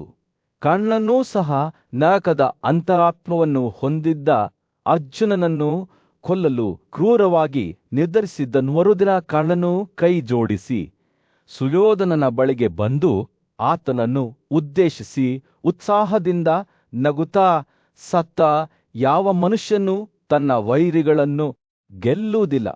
ಅವನು ಜೀವಂತವಾಗಿದ್ದಾಗ ತನ್ನ ಒಳ್ಳೆಯದನ್ನು ನೋಡಬಹುದು. ಸತ್ತವನ ಒಳಿತು ಎಲ್ಲಿದೆ ಮತ್ತು ಓ ಕೌರವೇ, ಅವರ ಗೆಲುವು ಎಲ್ಲಿದೆ? 3 ಮತ್ತು 10 ವರ್ಷಗಳು ಕಳೆದು ಹೋದಾಗ ತಾನು ಪ್ರೀತನ ಪುತ್ರರನ್ನು ಸುಯೋಧನನ ಅಧೀನಕ್ಕೆ ತರುತ್ತೇನೆ ಎಂದು ತನ್ನ ಆಯುಧದಿಂದ ಪ್ರತಿಜ್ಞೆ ಮಾಡಿ ಯುದ್ಧದಲ್ಲಿ ಅರ್ಜುನನನ್ನು ಕೊಲ್ಲುವುದಾಗಿ ಅವನು ವಾಗ್ದಾನ ಮಾಡಿದನು. ಕರ್ಣನ ಮಾತುಗಳಿಂದ ಪ್ರೇರಿತರಾದ ಸುಯೋಧನನು ತನ್ನ ಹೃದಯದಲ್ಲಿ ದೃಢವಾದ ಸಂಕಲ್ಪದೊಂದಿಗೆ ಎದ್ದು ನಿಂತರು. ಕುದುರೆಗಳು, ಆನೆಗಳು, ಕಾರುಗಳು ಮತ್ತು ಪದಾತಿದಳಗಳಿಂದ ತುಂಬಿದ ತನ್ನ ಸೈನ್ಯವನ್ನು ಸಜ್ಜುಗೊಳಿಸಿದನು. ಬಿಳಿ ಛತ್ರಿಗಳು, ಪೆನ್ನನ್ಗಳು, ಚಾಮರಗಳು ಮತ್ತು ಕಾಲು ಸೈನಿಕರು ಗಂಗಾ ನದಿಯ ನೀರಿನಂತೆ ಗುಂಪುಗೂಡಿದರು. ಶರತ್ಕಾಲದ ಚಿಹ್ನೆಗಳು ಅಭಿವೃದ್ಧಿಗೊಳ್ಳಲು ಪ್ರಾರಂಭಿಸಿದ ಋತುವಿನಲ್ಲಿ ಪ್ರಬಲ ಸೇನೆಯು ಆಕಾಶದಂತೆ ಚಲಿಸಿತು. ಅವರು ತಮ್ಮ ನಗರದ ಕಡೆಗೆ ಸಾಗುತ್ತಿದ್ದಾಗ ಸುಯೋಧನನು ಬ್ರಹ್ಮನಿಂದ ಸ್ತುತಿಸಲ್ಪಟ್ಟನು. ಒಂದು ದೊಡ್ಡ ಕಾಡಿನ ಮಧ್ಯದಲ್ಲಿ ಅಲ್ಲಿ ಪ್ರೀತಿಯ ಪರಾಕ್ರಮಶಾಲಿ ಪುತ್ರರು ವಾಸಿಸುತ್ತಿದ್ದರು. ಜನಮೇಜಯನು ಚಿಂತನೆಯಲ್ಲಿ ಕುಳಿತನು. ಅವನು ವೈಶಂಪಾಯನನ ಕಡೆಗೆ ತಿರುಗಿ ಕೇಳಿದನು, ನನಗೆ ಹೇಳು, ಧೃತರಾಷ್ಟ್ರನ ಆ ಪ್ರಸಿದ್ಧ ಪುತ್ರರು ಇಲ್ಲಿ ತಂಗಿದ್ದಾಗ ಏನು ಮಾಡಿದರು? ಮತ್ತು ಸೂರ್ಯನ ಸಂತತಿಯಾದ ಕರ್ಣ, ಶಕುನಿ, ಭೀಷ್ಮ, ದ್ರೋಣ ಮತ್ತು ಕೃಪಾ ಹೇಗೆ ವರ್ತಿಸಿದರು? ವೈಶಂಪಾಯನನು ನಡೆದ ಘಟನೆಗಳನ್ನು ವಿವರಿಸುತ್ತಾ ತನ್ನ ಕಥೆಯನ್ನು ಪ್ರಾರಂಭಿಸಿದನು. ಪಾಂಡವರು ಸುಯೋಧನನನ್ನು ಬಿಟ್ಟು ಹೋದಾಗ ಅವನು ಹಸ್ತಿನಾಪುರಕ್ಕೆ ಬಂದನು. ಅಲ್ಲಿ ಭೀಷ್ಮನನ್ನು ಎಚ್ಚರಿಕೆಯ ಮಾತುಗಳೊಂದಿಗೆ ಸಂಬೋಧಿಸಿದನು. ಓ ನೋಗು ಭೀಷ್ಮನು, ನಾನು ಈ ಪ್ರಯಾಣದ ಬಗ್ಗೆ ನಿಮಗೆ ಎಚ್ಚರಿಕೆ ನೀಡಿದ್ದೆ. ಆದರೆ ನೀವು ನನ್ನ ಸಲಹೆಯನ್ನು ನಿರ್ಲಕ್ಷಿಸಲು ನಿರ್ಧರಿಸಿದ್ದಿ. ಇದರ ಪರಿಣಾಮವಾಗಿ ನಿಮ್ಮನ್ನು ಶತ್ರುಗಳು ಸೆರೆ ಹಿಡಿದು ಪಾಂಡವರು ರಕ್ಷಿಸಿದರು. ಅವರು ತಮ್ಮ ಮಾರ್ಗಗಳಲ್ಲಿ ಸದ್ಗುಣಶೀಲರಾಗಿದ್ದಾರೆ. ಆದರೂ ನಿಮ್ಮ ಕಾರ್ಯಗಳ ಬಗ್ಗೆ ನಿಮಗೆ ನಾಚಿಕೆಯಿಲ್ಲ. ಭೀಷ್ಮನ ಮಾತುಗಳು ಸುಯೋಧನನ ಹೃದಯವನ್ನು ಬಾಳದಂತೆ ಚುಚ್ಚಿದವು ಮತ್ತು ಅವನು ತನ್ನ ಪಕ್ಕದಲ್ಲಿ ಶಕುನಿಯನ್ನು ಇಟ್ಟುಕೊಂಡು ಹೊರಡುವ ಮೊದಲು ಅಪಹಾಸ್ಯದಿಂದ ನಕ್ಕನು. ಆದರೆ ಭೀಷ್ಮನ ಮಾತುಗಳು ಅವನೊಳಗೆ ಒಂದು ಸ್ವರಮೇಳವನ್ನು ಹೊಡೆದಿದ್ದವು ಮತ್ತು ಅವರು ಹೊರಟು ಹೋದಾಗ ವೃದ್ಧ ಯೋಧನು ಅವಮಾನದಿಂದ ತನ್ನ ತಲೆಯನ್ನು ನೇತು ಹಾಕಿದ ನೇತಮಧ್ಯೆ ಸುಯೋಧನನು ತನ್ನ ನಿವಾಸಕ್ಕೆ ಹಿಂದಿರುಗಿದನು. ಅಲ್ಲಿ ಅವನು ತನ್ನ ಸಲಹೆಗಾರರೊಂದಿಗೆ ಸಮಾಲೋಚಿಸಲು ಪ್ರಾರಂಭಿಸಿದನು. ನಮಗೆ ಯಾವುದು ಉತ್ತಮ? ಅವನು ಅವರನ್ನು ಕೇಳಿದನು. ನಾವು ಬಯಸಿದ ಫಲಿತಾಂಶವನ್ನು ನಾವು ಹೇಗೆ ತರಬಹುದು? ಕರ್ಣನು ಉತ್ಸಾಹ ಮತ್ತು ದೃಢ ನಿಶ್ಚಯದಿಂದ ತನ್ನ ಮಾತುಗಳನ್ನು ಸುರಿಸಿದನು. ಓ ದುರ್ಯೋಧನನೇ, ನನ್ನ ಸಲಹೆಯನ್ನು ಚೆನ್ನಾಗಿ ಆಲಿಸು. ಭೀಷ್ಮನು ಯಾವಾಗಲೂ ನಮ್ಮನ್ನು ಟೀಕಿಸುತ್ತಾನೆ ಮತ್ತು ಪಾಂಡವರನ್ನು ಸ್ತುತಿಸುತ್ತಾನೆ. ನಿನ್ನ ಬಗೆಗಿನ ಅವನ ದುರುದ್ದೇಶವು ನನಗೂ ದ್ವೇಷವಾಗಿ ಮಾರ್ಪಟ್ಟಿದೆ. ನಾನು ಇನ್ನು ಮುಂದೆ ನಿಮ್ಮ ಸಮ್ಮುಖದಲ್ಲಿ ಈ ಅವಮಾನಗಳನ್ನು ಸಹಿಸುವುದಿಲ್ಲ. ಕರ್ಣನ ಮಾತುಗಳು ಸುಯೋಧನನೊಳಗೆ ಬೆಂಕಿಯನ್ನು ಹೊತ್ತಿಸಿದವು ಮತ್ತು ಅವನು ತನ್ನ ವಿಶ್ವಾಸಾರ್ಹ ಸಲಹೆಗಾರನಿಗೆ ಯುದ್ಧಕ್ಕೆ ಸಿದ್ಧರಾಗಿರಲು ಆದೇಶಿಸಿದನು. ನಾನು ಏಕಾಂಗಿಯಾಗಿ ಭೂಮಿಯನ್ನು ವಶಪಡಿಸಿಕೊಳ್ಳುತ್ತೇನೆ ಎಂದು ಕರ್ಣನು ದೃಢನಿಶ್ಚಯದಿಂದ ತುಂಬಿದ ಅವನ ಧ್ವನಿಯಲ್ಲಿ ಘೋಷಿಸಿದನು. ಭೀಷ್ಮನು ನನ್ನ ಶಕ್ತಿಗೆ ಸಾಕ್ಷಿಯಾಗಲಿ ಮತ್ತು ನಾನು ಪಾಂಡವರಿಗಿಂತ ಯಾವುದೇ ವಿಷಯದಲ್ಲಿ ಕೀಳಲ್ಲ ಎಂಬುದನ್ನು ನೋಡಲಿ. ಅದು ಶೌರ್ಯ, ನೈತಿಕತೆ ಅಥವಾ ಶಸ್ತ್ರಾಸ್ತ್ರಗಳ ಕೌಶಲ್ಯವಾಗಿರಲಿ ಕರ್ಣನ ಮಾತುಗಳನ್ನು ಕೇಳಿದಾಗ ಸುಯೋಧನನ ಹೃದಯವು ಹೆಮ್ಮೆಯಿಂದ ಉಬ್ಬಿಕೊಂಡಿತು ಮತ್ತು ಅವನು ಅವನನ್ನು ಅಪಾರವಾಗಿ ಹೊಗಳಿದನು. ನಾನು ಆಶೀರ್ವದಿಸಲ್ಪಟ್ಟಿದ್ದೇನೆ ಎಂದು ಅವನು ಉದ್ಧರಿಸಿದನು. ನೀನು ಯಾವಾಗಲೂ ನನ್ನ ಕಲ್ಯಾಣಕ್ಕಾಗಿ ಉದ್ದೇಶಿಸಿದ್ದೀಯ ಮತ್ತು ನಿನ್ನ ನಿಷ್ಠೆಗೆ ನಾನು ಕೃತಜ್ಞನಾಗಿದ್ದೇನೆ. ಹೊಸ ಉದ್ದೇಶದ ಪ್ರಜ್ಞೆಯೊಂದಿಗೆ ಸುಯೋಧನನು ಪಾಂಡವರ ವಿರುದ್ಧ ಅವರ ಕಾರ್ಯಾಚರಣೆಗೆ ಸಿದ್ಧತೆಗಳನ್ನು ಪ್ರಾರಂಭಿಸಲು ಆದೇಶಿಸಿದನು. ಶುಭ ದಿನವು ಉದಯವಾಗುತ್ತಿದ್ದಂತೆ ಕರ್ಣನು ತನ್ನ ನಿಷ್ಠಾವಂತ ಸಹಚರರಿಂದ ಸುತ್ತುವರಿಯಲ್ಪಟ್ಟನು ಮತ್ತು 3 ಲೋಕಗಳಾದ್ಯಂತ ಪ್ರತಿಧ್ವನಿಸುವ ತನ್ನ ರಥದ ಗದ್ದಲದಿಂದ ಹೊರಟು ಹೋದರು. ಈ ಪ್ರಬಲ ಯೋಧನು ಇತಿಹಾಸದ ಹಾದಿಯನ್ನು ಶಾಶ್ವತವಾಗಿ ಬದಲಾಯಿಸುವ ಪ್ರಯಾಣವನ್ನು ಪ್ರಾರಂಭಿಸಿದಾಗ ಭೂಮಿಯೇ ನಿರೀಕ್ಷೆಯಿಂದ ನಡುಗುವಂತೆ ತೋರುತ್ತಿತ್ತು. ಹಸ್ತಿನಾಪುರ ನಗರದಲ್ಲಿ ಪರಾಕ್ರಮಶಾಲಿ ಯೋಧ ಕರ್ಣನನ್ನು ಗೌರವಿಸಲು ಭವ್ಯವಾದ ಸಂಭ್ರಮಾಚರಣೆ ನಡೆಯುತ್ತಿತ್ತು. ಬುದ್ಧಿವಂತ ಋಷಿಯಾದ ವೈಶಂಪಾಯನನು ಕರ್ಣನ ವಿಜಯಗಳ ಕಥೆಯನ್ನು ವಿವರಿಸಲು ಪ್ರಾರಂಭಿಸಿದಾಗ ಸೂರ್ಯನು ಪ್ರಕಾಶಮಾನವಾಗಿ ಹೊಳೆಯುತ್ತಿದ್ದನು. ಓ ಭಾರತಗಳಲ್ಲಿ ಗೂಳಿ, ಅವನು ಹೇಳಿದನು. ಕರ್ಣ ತನ್ನ ವಿಶಾಲ ಸೈನ್ಯದಿಂದ ಸುತ್ತುವರಿದ ಆ ಅಸಾಧಾರಣ ಬಿಲ್ಲುಗಾರ ಸುಂದರವಾದ ದ್ರುಪದ ನಗರವನ್ನು ಮುತ್ತಿಗೆ ಹಾಕಿದನು. ಅಚಲವಾದ ದೃಢ ನಿಶ್ಚಯದಿಂದ ಕರ್ಣನು ಭೀಕರವಾದ ಯುದ್ಧವನ್ನು ನಡೆಸಿ ಅಂತಿಮವಾಗಿ ದ್ರುಪದನನ್ನು ಅಧೀನಕ್ಕೆ ತಂದನು. ಸೋಲಿಸಲ್ಪಟ್ಟ ರಾಜನು ಚಿನ್ನ ಬೆಳ್ಳಿ ರತ್ನಗಳನ್ನು ದಾನ ಮಾಡಲು ಮತ್ತು ಪರಾಕ್ರಮಶಾಲಿ ಯೋಧನಿಗೆ ಗೌರವ ಸಲ್ಲಿಸಲು ಒತ್ತಾಯಿಸಲಾಯಿತು. ಕರ್ಣನ ವಿಜಯದ ಪ್ರಮಾಣವನ್ನು ಒತ್ತಿ ಹೇಳುವಂತೆ ನಂತರ ಅವನು ದ್ರುಪದನ ಆಳ್ವಿಕೆಯಲ್ಲಿದ್ದ ರಾಜಕುಮಾರರನ್ನು ಹೇಗೆ ವಶಪಡಿಸಿಕೊಂಡನು ಮತ್ತು ಅವರನ್ನು ತನ್ನ ಅಧಿಕಾರಕ್ಕೆ ಶರಣಾಗುವಂತೆ ಮಾಡಿದನು ಎಂಬುದನ್ನು ವೈಶಂಪಾಯನನು ವಿವರಿಸಿದನು. ಕರ್ಣನ ವಿಜಯಗಳ ಕಥೆಯು ಭವ್ಯವಾದ ಮಹಾಕಾವ್ಯದಂತೆ ತೆರೆದುಕೊಂಡಿತು. ದಾರಿಯುದ್ದಕ್ಕೂ ಉಗ್ರ ವೈರಿಗಳೊಂದಿಗೆ ಹೋರಾಡುತ್ತಿರುವಾಗ ಅವನು ಪ್ರಬಲವಾದ ಭಗದತ್ತನನ್ನು ಸೋಲಿಸಿ ಉತ್ತುಂಗಕ್ಕೇರಿದ ಹಿಮಾವತ್ ಪರ್ವತವನ್ನು ಹತ್ತುತ್ತಾ ಉತ್ತರದ ಕಡೆಗೆ ಸಾಗಿದನು. ವೈಷ್ಣವನು ಕರ್ಣನು ಹಿಮಾವತ್ ಪ್ರದೇಶದಲ್ಲಿ ವಾಸಿಸುತ್ತಿದ್ದ ರಾಜರನ್ನು ಹೇಗೆ ವಶಪಡಿಸಿಕೊಂಡನು ಮತ್ತು ವಶಪಡಿಸಿಕೊಂಡರು ಎಂಬುದನ್ನು ವಿವರಿಸುವಾಗ ಹಸ್ತಿನಾಪುರದ ಜನರು ತಮ್ಮ ಸಾಮೂಹಿಕ ಉಸಿರನ್ನು ಹಿಡಿದಿದ್ದರು. ತನ್ನ ಉತ್ತರದ ದಂಡಯಾತ್ರೆಯು ಪೂರ್ಣಗೊಂಡಾಗ ಕರ್ಣನು ತನ್ನ ಗಮನವನ್ನು ಪೂರ್ವದ ಕಡೆಗೆ ತಿರುಗಿಸಿದನು. ಅಲ್ಲಿ ಅವನು ಅಂಗಬಂಧ ಕಳಿಂಗ ಮಾಂಡಿಗ ಮಗಧ ಕರ್ಕ ಕಂಡ ಅವಸಿರರು ಯೋಧರು ಮತ್ತು ಅಹಿಕ್ಷತ್ರಗಳ ಪ್ರಬಲ ರಾಜ್ಯಗಳನ್ನು ನಾಶಪಡಿಸಿದನು. ಕರ್ಣನು ತನ್ನನ್ನು ತಾನು ಪ್ರಬಲವಾದ ಬಕಭೂಮಿ ಸಾಮ್ರಾಜ್ಯದ ಮುಂದೆ ಹೇಗೆ ಪ್ರಸ್ತುತಪಡಿಸಿಕೊಂಡನು ಎಂಬುದನ್ನು ವೈಶಂಪಾಯನನು ವಿವರಿಸಿದಾಗ ಹಸ್ತಿನಾಪುರದ ಜನರು ವಿಸ್ಮಯಗೊಂಡರು. ಅಲ್ಲಿ ಅವನು ಅದರ ಅರಸನನ್ನು ಸೋಲಿಸಿದನು ಮತ್ತು ಕಪ್ಪೆಯನ್ನು ಪಾವತಿಸುವಂತೆ ಒತ್ತಾಯಿಸಿದನು. ಕರ್ಣನ ವಿಜಯಗಳು ಮುಂದುವರೆದಂತೆ ಅವನು ದಕ್ಷಿಣದ ಕಡೆಗೆ ಸಾಗಿದನು.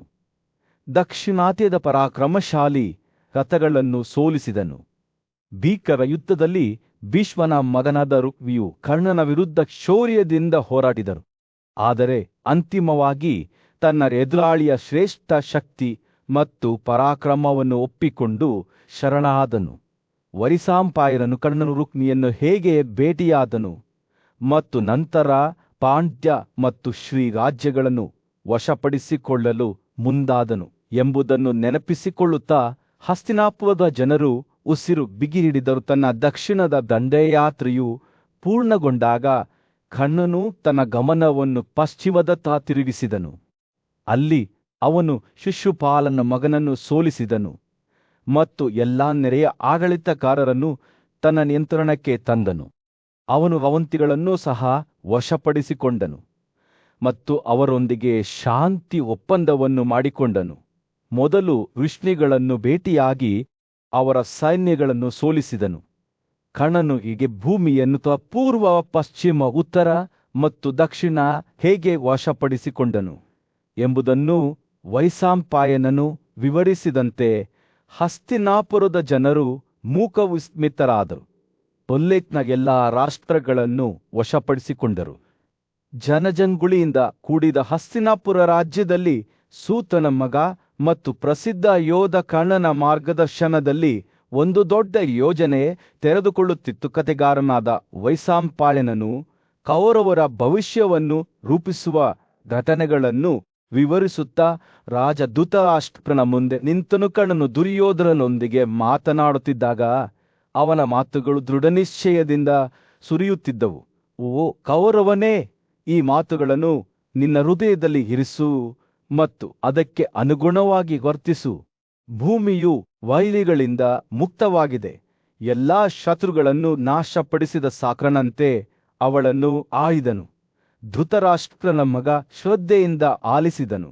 ಅವನ ಮಹತ್ವಾಕಾಂಕ್ಷೆಯು ಪ್ರತಿ ಹಾದು ಹೋಗುವ ಕ್ಷಣಕ್ಕೂ ಪ್ರಕಾಶಮಾನವಾಗಿ ಉಳಿಯುತ್ತಿತ್ತು. ಕರ್ಣನು ಮುಂದುವರಿಸಿದನು, ನನ್ನನ್ನು ತಮ್ಮ ಆಶ್ರಯವಾಗಿ ಹೊಂದಿರುವ ವ್ಯಕ್ತಿಗೆ ಅಸಾಧ್ಯವಾದದ್ದು ಯಾವುದೂ ಇಲ್ಲ. ನನಗೆ ಒಂದು ಉದ್ದೇಶವಿದೆ ಮತ್ತು ನೀವು ಅದನ್ನು ಕೇಳುತ್ತೀರಿ. ಪಾಂಡವರ ರಾಜಸೂಯ ಯಜ್ಞವು ನಿಮ್ಮೊಳಗೆ ಒಂದು ಬಯಕೆಯನ್ನು ಹುಟ್ಟುಹಾಕಿದೆ. ನಾನು ಈ ಕನಸನ್ನು ನನಸಾಗಿಸಲು ಸಹಾಯ ಮಾಡುತ್ತೇನೆ. ದುರ್ಯೋಧನನು ತನ್ನ ದೃಷ್ಟಿಯನ್ನು ಸಾಕಾರಗೊಳಿಸುವ ಕಾರ್ಯವನ್ನು ಕರ್ಣನಿಗೆ ವಹಿಸಿದಾಗ ಅವನ ಕಣ್ಣುಗಳು ಉತ್ಸಾಹದಿಂದ ಹೊಳೆಯುತ್ತಿದ್ದವು. ಕರ್ಣನು ಅಧಿಕಾರದಲ್ಲಿದ್ದಾಗ ರಾಜನು ಪ್ರಧಾನ ಬ್ರಾಹ್ಮಣರನ್ನು ಕರೆದು ಭವ್ಯವಾದ ರಾಜಸೂಯ ಯಜ್ಞವನ್ನು ಮಾಡಲು ಮಾರ್ಗದರ್ಶನ ನೀಡಿದನು. ಪುರೋಹಿತ, ಬುದ್ಧಿವಂತ ಮತ್ತು ವಿದ್ವಾಂಸ ಧೃತರಾಷ್ಟ್ರನ ಮಗನಿಗೆ ಎಚ್ಚರಿಕೆ ನೀಡಿದನು. ಯುಧಿಷ್ಠಿರನು ಬದುಕಿದ್ದರೂ ಈ ಯಜ್ಞವನ್ನು ನಿಮ್ಮ ಕುಟುಂಬದಲ್ಲಿ ಮಾಡಲು ಸಾಧ್ಯವಿಲ್ಲ. ನಿಮ್ಮ ತಂದೆ ಧೃತರಾಷ್ಟ್ರನು ಇನ್ನೂ ಬದುಕಿದ್ದಾನೆ. ಈ ಕಾರಣಗಳಿಂದಾಗಿ ಈ ಪ್ರಯತ್ನವನ್ನು ಕೈಗೊಳ್ಳುವುದು ಬುದ್ಧಿವಂತಿಕೆಯಲ್ಲ. ಆದರೆ ರಾಜನು ವಿಚಲಿತನಾಗಲಿಲ್ಲ. ಬ್ರಾಹ್ಮಣರು ಒಂದು ಪರ್ಯಾಯವನ್ನು ಪ್ರಸ್ತಾಪಿಸಿದರು. ವೈಭವ ಮತ್ತು ಸದ್ಗುಣದಲ್ಲಿ ರಾಜಸೂಯನಿಗೆ ಪೈಪೋಟಿ ನೀಡುವ ಒಂದು ಪ್ರಬಲವಾದ ಆಚರಣೆಯಾದ ವೈಶ್ವರ್ಯಜ್ಞ. ಈ ಯಜ್ಞವನ್ನು ಹಿಂದೆಂದೂ ಮಾಡಲಾಗಿಲ್ಲ. ಅವರು ಹೇಳಿದರು, ಪ್ರಾಚೀನ ವಿಷ್ಣುವನ್ನು ಹೊರತುಪಡಿಸಿ ಇದು ಯಾವುದೇ ಅಡಚಣೆ ಇಲ್ಲದೆ ಆಚರಿಸಲು ಸಮರ್ಥವಾಗಿದೆ ಮತ್ತು ಅದು ನಿಮ್ಮ ಬಯಕೆಯನ್ನು ಪೂರೈಸುತ್ತದೆ. ಕರ್ಣ ಮತ್ತು ದುರ್ಯೋಧನರು ಒಂದು ನೋಟವನ್ನು ವಿನಿಮಯ ಮಾಡಿಕೊಂಡರು. ಅವರ ಮನಸ್ಸುಗಳು ಸಿದ್ಧವಾದವು. ರಾಜನು ಕರ್ಣ ಮತ್ತು ಅವನ ಸಹೋದರ ಸುವರ್ಣ ಮಗನ ಕಡೆಗೆ ತಿರುಗಿ ಅವರ ಒಪ್ಪಿಗೆಯನ್ನು ಕೇಳಿದರು. ಸಹೋದರರು ಒಗ್ಗಟ್ಟಿನಿಂದ ತಲೆಯಾಡಿಸಿದರು ಮತ್ತು ರಾಜನು ಯಜ್ಞದ ನೇಗಿಲು ನಿರ್ಮಿಸಲು ಕುಶಲಕರ್ಮಿಗಳನ್ನು ನೇಮಿಸಿದರು. ಸೂರ್ಯರು ದಿಗಂತದ ಕೆಳಗೆ ಮುಳುಗಿದಾಗ ಹಸ್ತಿನಾಪುರ ರಾಜ್ಯವು ಚಟುವಟಿಕೆಯಿಂದ ಕೂಗಿತು. ಪ್ರತಿಯೊಬ್ಬ ವ್ಯಕ್ತಿಯು ವೈಶ್ರವ ಯಜ್ಞವನ್ನು ಜೀವಂತಗೊಳಿಸಲು ದಣಿವರಿಯದೆ ಶ್ರಮಿಸಿದರು. ಕರ್ಣನ ಮಾರ್ಗದರ್ಶನದಲ್ಲಿ ಸಿದ್ಧತೆಗಳು ಸುಗಮವಾಗಿ ಸಾಗಿದವು. ಪ್ರತಿಯೊಂದು ಕಾರ್ಯವೂ ನಿಖರವಾಗಿ ನೆರವೇರಿತು. ರಾಜ್ಯವು ಉತ್ಸಾಹದಿಂದ ತುಂಬಿತ್ತು ಮತ್ತು ದುರ್ಯೋಧನನ ಮಹತ್ವಾಕಾಂಕ್ಷೆಯು ಎಂದಿಗೂ ಪ್ರಕಾಶಮಾನವಾಗಿರಲಿಲ್ಲ. ರಾತ್ರಿಯ ಆಕಾಶದಲ್ಲಿ ನಕ್ಷತ್ರಗಳು ಮಿನುಗಲು ಪ್ರಾರಂಭಿಸಿದಾಗ ಇತಿಹಾಸದ ಹಾದಿಯನ್ನು ಶಾಶ್ವತವಾಗಿ ಬದಲಾಯಿಸುವ ಭವ್ಯವಾದ ದೃಶ್ಯಕ್ಕಾಗಿ ವೇದಿಕೆಯನ್ನು ಸಿದ್ಧಪಡಿಸಲಾಯಿತು. ಜನಜಂಗುಳಿಯಿಂದ ಕೂಡಿದ ಹಸ್ತಿನಾಪುರ ನಗರದಲ್ಲಿ ದೊಡ್ಡ ಯಜ್ಞದ ಸಿದ್ಧತೆಗಳು ನಡೆಯುತ್ತಿದ್ದವು. ಕುಶಲಕರ್ಮಿಗಳು, ಸಲಹೆಗಾರರು ಮತ್ತು ಬುದ್ಧಿವಂತ ವಿದುರನು ಧೃತರಾಷ್ಟ್ರನ ಮಗನಾದ ದುರ್ಯೋಧನನ ಬಳಿಗೆ ಹೋಗಿ ಈ ಭವ್ಯವಾದ ಆಚರಣೆಗೆ ಎಲ್ಲರೂ ಸಿದ್ಧರಾಗಿದ್ದಾರೆಂದು ತಿಳಿಸಿದನು. ಅವರು ದೇವತೆಗಳ ಬಗೆಗಿನ ತಮ್ಮ ಭಕ್ತಿಯ ಸೊಗಸಾದ ಸಂಕೇತವಾದ ಚಿನ್ನದ ನೇಗಿಲು ಅವರಿಗೆ ಉಡುಗೊರೆಯಾಗಿ ನೀಡಿದರು. ಧೃತರಾಷ್ಟ್ರನ ಮಗ ಸಮಾರಂಭವನ್ನು ಪ್ರಾರಂಭಿಸಲು ಉತ್ಸುಕನಾಗಿ ತನ್ನ ರಾಜಮನೆತನದ ಅನುಮೋದನೆಯನ್ನು ನೀಡಿದನು ಮತ್ತು ಯಜ್ಞವು ಪ್ರಾರಂಭವಾಯಿತು. ಪವಿತ್ರ ಮಂತ್ರಗಳನ್ನು ಪಠಿಸಲಾಯಿತು ಮತ್ತು ಗಾಳಿಯು ರುಚಿಕರವಾದ ಅರ್ಪಣೆಗಳ ಸುವಾಸನೆಯಿಂದ ತುಂಬಿತು. ದುರ್ಯೋಧನನ ತಾಯಿ ಗಾಂಧಾರಿ ಮತ್ತು ಅವನ ತಂದೆ ಧೃತರಾಷ್ಟ್ರ, ವಿದುರ, ಭೀಷ್ಮ, ದ್ರೋಣ, ಕೃಪಾ ಮತ್ತು ಕರ್ಣರ ಜೊತೆಗೆ ಎಲ್ಲರೂ ತಮ್ಮ ಮಗನ ದೀಕ್ಷೆಯನ್ನು ನೋಡಿದಾಗ ಬಹಳ ಸಂತೋಷವನ್ನು ಅನುಭವಿಸಿದರು. ದುರ್ಯೋಧನನು ರಾಜಕುಮಾರರು ಮತ್ತು ಬ್ರಾಹ್ಮಣರನ್ನು ದೂರದಿಂದ ಆಹ್ವಾನಿಸಲು ತ್ವರಿತ ಸಂದೇಶವಾಹಕರನ್ನು ಕಳುಹಿಸಿದನು. ಅಂತಹ ಸಂದೇಶವಾಹಕರೊಬ್ಬರು ದ್ವೈತದ ಅರಣ್ಯಕ್ಕೆ ಆಗಮಿಸಿದರು. ಅಲ್ಲಿ ಪಾಂಡವು ಯುಧಿಷ್ಠಿರ, ಭೀಮ ಅರ್ಜುನನ ಕುಲ ಮತ್ತು ಸಹದೇವ ಕವನವಾಸದಲ್ಲಿ ಸರಳ ಜೀವನವನ್ನು ನಡೆಸುತ್ತಿರುವುದನ್ನು ಕಂಡರು. ಸಂದೇಶವಾಹಕರು ಕುತೂಹಲ ಮತ್ತು ತುರ್ತು ಸ್ಥಿತಿಯ ಮಿಶ್ರಣದೊಂದಿಗೆ ಅವರ ಬಳಿಗೆ ಬಂದು ದುರ್ಯೋಧನನಿಂದ ತಮ್ಮ ಸಂದೇಶವನ್ನು ತಲುಪಿಸಿದರು. ಎಂದೆಂದಿಗೂ ನ್ಯಾಯಯುತ ರಾಜನಾಗಿದ್ದ ಯುಧಿಷ್ಠಿರರು ಸಂದೇಶವಾಹಕನ ಮಾತುಗಳನ್ನು ಗಮನವಿಟ್ಟು ಆಲಿಸಿದನು ಮತ್ತು ಉತ್ತರಿಸಿದನು, ನಾವು ಆಹ್ವಾನದಿಂದ ನಿಜವಾಗಿಯೂ ಗೌರವಿಸಲ್ಪಟ್ಟಿದ್ದೇವೆ, ಆದರೆ ನಾವು ಈಗ ಗೌರವದಿಂದ ನಿರಾಕರಿಸಬೇಕು. ನಾವು ಇನ್ನೂ 13 ವರ್ಷಗಳ ಕಾಲ ನಮ್ಮ ತಪಸ್ಸನ್ನು ಆಚರಿಸುವುದಾಗಿ ಪ್ರತಿಜ್ಞೆ ಮಾಡಿದ್ದೇವೆ. ಆದಾಗ್ಯೂ ಭೀಮನು ಅವರ ಪ್ರತಿಕ್ರಿಯೆಗೆ ಕಿಡಿಗೇಡಿತನದ ಸುಳಿವನ್ನು ಸೇರಿಸುವುದನ್ನು ತಡೆಯಲು ಸಾಧ್ಯವಾಗಲಿಲ್ಲ. ನಾನು ನನ್ನ ಕೋಪದ ಸ್ಪಷ್ಟವಾದ ಬೆಣ್ಣೆಯನ್ನು ಅವಳ ಕುಟುಂಬದ ಮೇಲೆ ಸುರಿಯುತ್ತೇನೆ ಎಂದು ದುರ್ಯೋಧನನಿಗೆ ಹೇಳಿ, ಆಗ ಮಾತ್ರ ನಾವು ಅವನ ತ್ಯಾಗಕ್ಕೆ ಹಾಜರಾಗುತ್ತೇವೆ. ಸಂದೇಶವಾಹಕನು ಹಸ್ತಿನಾಪುರಕ್ಕೆ ಹಿಂದಿರುಗಿದನು ಮತ್ತು ಪಾಂಡವರ ಮಾತುಗಳನ್ನು ದುರ್ಯೋಧನನೊಂದಿಗೆ ಹಂಚಿಕೊಂಡನು. ಕೌರವ ರಾಜಕುಮಾರನು ಭೀಮನ ದಿಟ್ಟ ಹೇಳಿಕೆಯಿಂದ ದಿಗ್ಭ್ರಮೆಗೊಂಡನು, ಆದರೆ ಕೋಪಗೊಳ್ಳದಿರಲು ನಿರ್ಧರಿಸಿದನು. ದಿನಗಳು ಉಳಿದಂತೆ ವಿವಿಧ ರಾಜ್ಯಗಳ ಮತ್ತು ಸದ್ಗುಣಶೀಲ ಬ್ರಾಹ್ಮಣರ ಅನೇಕ ಗಣ್ಯರು ಈ ಭವ್ಯ ಯಜ್ಞದಲ್ಲಿ ಪಾಲ್ಗೊಳ್ಳಲು ಹಸ್ತಿನಾಪುರಕ್ಕೆ ಆಗಮಿಸಿದರು. ಧೃತರಾಷ್ಟ್ರ ಮತ್ತು ಅವನ ಪುತ್ರರು ಅವರನ್ನು ಬಹಳ ಗೌರವ ಮತ್ತು ಆತಿಥ್ಯದಿಂದ ಬರಮಾಡಿಕೊಂಡರು. ಅವರ ಅತಿಥಿಗಳ ಅಗತ್ಯಗಳಿಗೆ ಸದಾ ಗಮನ ನೀಡುವ ವಿದುರನು ಅವರಿಗೆ ಉತ್ತಮ ಆಹಾರ, ಉಲ್ಲಾಸ ಮತ್ತು ತೃಪ್ತಿಯನ್ನು ಖಾತ್ರಿಪಡಿಸಿದನು. ಹಬ್ಬವು ತನ್ನ ಪರಾಕಾಷ್ಠೆಯನ್ನು ತಲುಪುತ್ತಿದ್ದಂತೆ ತನ್ನ ತಂದೆಯು ತಮ್ಮ ಗಣ್ಯ ಅತಿಥಿಗಳು ಮತ್ತು ಮಿತ್ರರಿಂದ ಸುತ್ತುವರಿಯಲ್ಪಟ್ಟಿರುವುದನ್ನು ನೋಡಿದ ದುರ್ಯೋಧನನ ಸಂತೋಷಕ್ಕೆ ಯಾವುದೇ ಮಿತಿಯಿರಲಿಲ್ಲ. ಯಜ್ಞದಲ್ಲಿ ಪಾಲ್ಗೊಳ್ಳಲು ಬಂದವರೆಲ್ಲರಿಗೂ ಸ್ವಾಗತ ಮತ್ತು ತೃಪ್ತಿಯನ್ನು ಖಾತ್ರಿಪಡಿಸಿಕೊಳ್ಳುವಂತೆ ಆತ ಹೆಮ್ಮೆಯಿಂದ ಪೂರ್ಣ ಹೃದಯದಿಂದ ವಿದುರನಿಗೆ ಸೂಚನೆ ನೀಡಿದನು. ಅಂತಿಮವಾಗಿ ಭವ್ಯ ಸಮಾರಂಭವು ಕೊನೆಗೊಂಡಿತು ಮತ್ತು ಅದರೊಂದಿಗೆ ಹಬ್ಬಗಳು. ದುರ್ಯೋಧನನು ತನ್ನ ಗೌರವಾನ್ವಿತ ಅತಿಥಿಗಳಿಗೆ ವಿದಾಯ ಹೇಳಿದನು, ಅವರಿಗೆ ಉಡುಗೊರೆಗಳು ಮತ್ತು ಸಂಪತ್ತಿನ ಮಳೆ ಸುರಿಸಿದನು. ಅವರು ಹೊರಟು ಹೋದಾಗ ಅವನು ತನ್ನ ಸಹೋದರರು ಮತ್ತು ನಿಕಟ ಸಹಚರು ಕರ್ಣ ಮತ್ತು ಸುವರ್ಣ ಮಗ ಅವರನ್ನು ಸುತ್ತುವರೆದು ಹಸ್ತಿನಾಪುರಕ್ಕೆ ಮರಳಿದನು. ಪರಾಕ್ರಮದ ರಾಜಕುಮಾರನಾದ ದುರ್ಯೋಧನನು ತನ್ನ ಪರಿವಾರದೊಂದಿಗೆ ನಗರವನ್ನು ಪ್ರವೇಶಿಸಿದಾಗ ಅನೇಗಿರಿಯನ್ನರು ಆತನನ್ನು ಉತ್ಸಾಹದಿಂದ ಹೊಗಳಿದರು.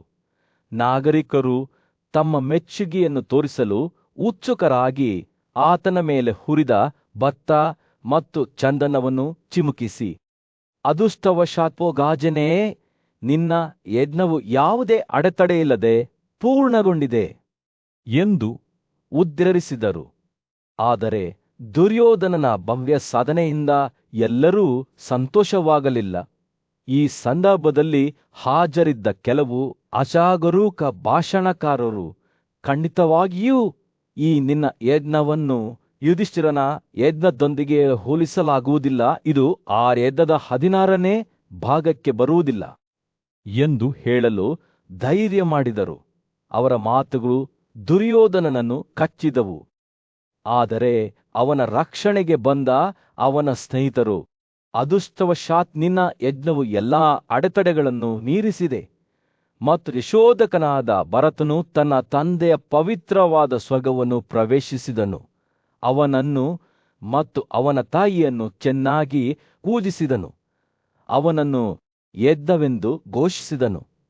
ಅವನನ್ನು ಯಜ್ಞವಾಗಿ ಆಚರಿಸಿದನು ಮತ್ತು ಅವನ ಎಲ್ಲಾ ಪವಿತ್ರವಾದ ಮಾತುಗಳು ದುರ್ಯೋಧನನ ಸ್ವರ್ಗಕ್ಕೆ ಹೋದವು. ಅವನು ತನ್ನ ಕಿರಿಯ ಸಹೋದರರಿಂದ ಸುತ್ತುವರೆದಿರುವ ಒಂದು ಅತ್ಯುತ್ತಮ ಆಸನದಲ್ಲಿ ಕುಳಿತಾಗ ಸೂತನ ಮಗ ಕರ್ಣನು ಅವನನ್ನು ಅಭಿನಂದಿಸಲು ಎದ್ದು ನಿಂತನು. ಕರ್ಣನು ಹೇಳಿದನು, ಅದೃಷ್ಟವಶಾತ್ ಭಾರತ ಜನಾಂಗದ ಅಗ್ರಗಣ್ಯನೇ, ನಿನ್ನ ಈ ಬಲವಾದ ತ್ಯಾಗವು ಕೊನೆಗೊಂಡಿದೆ.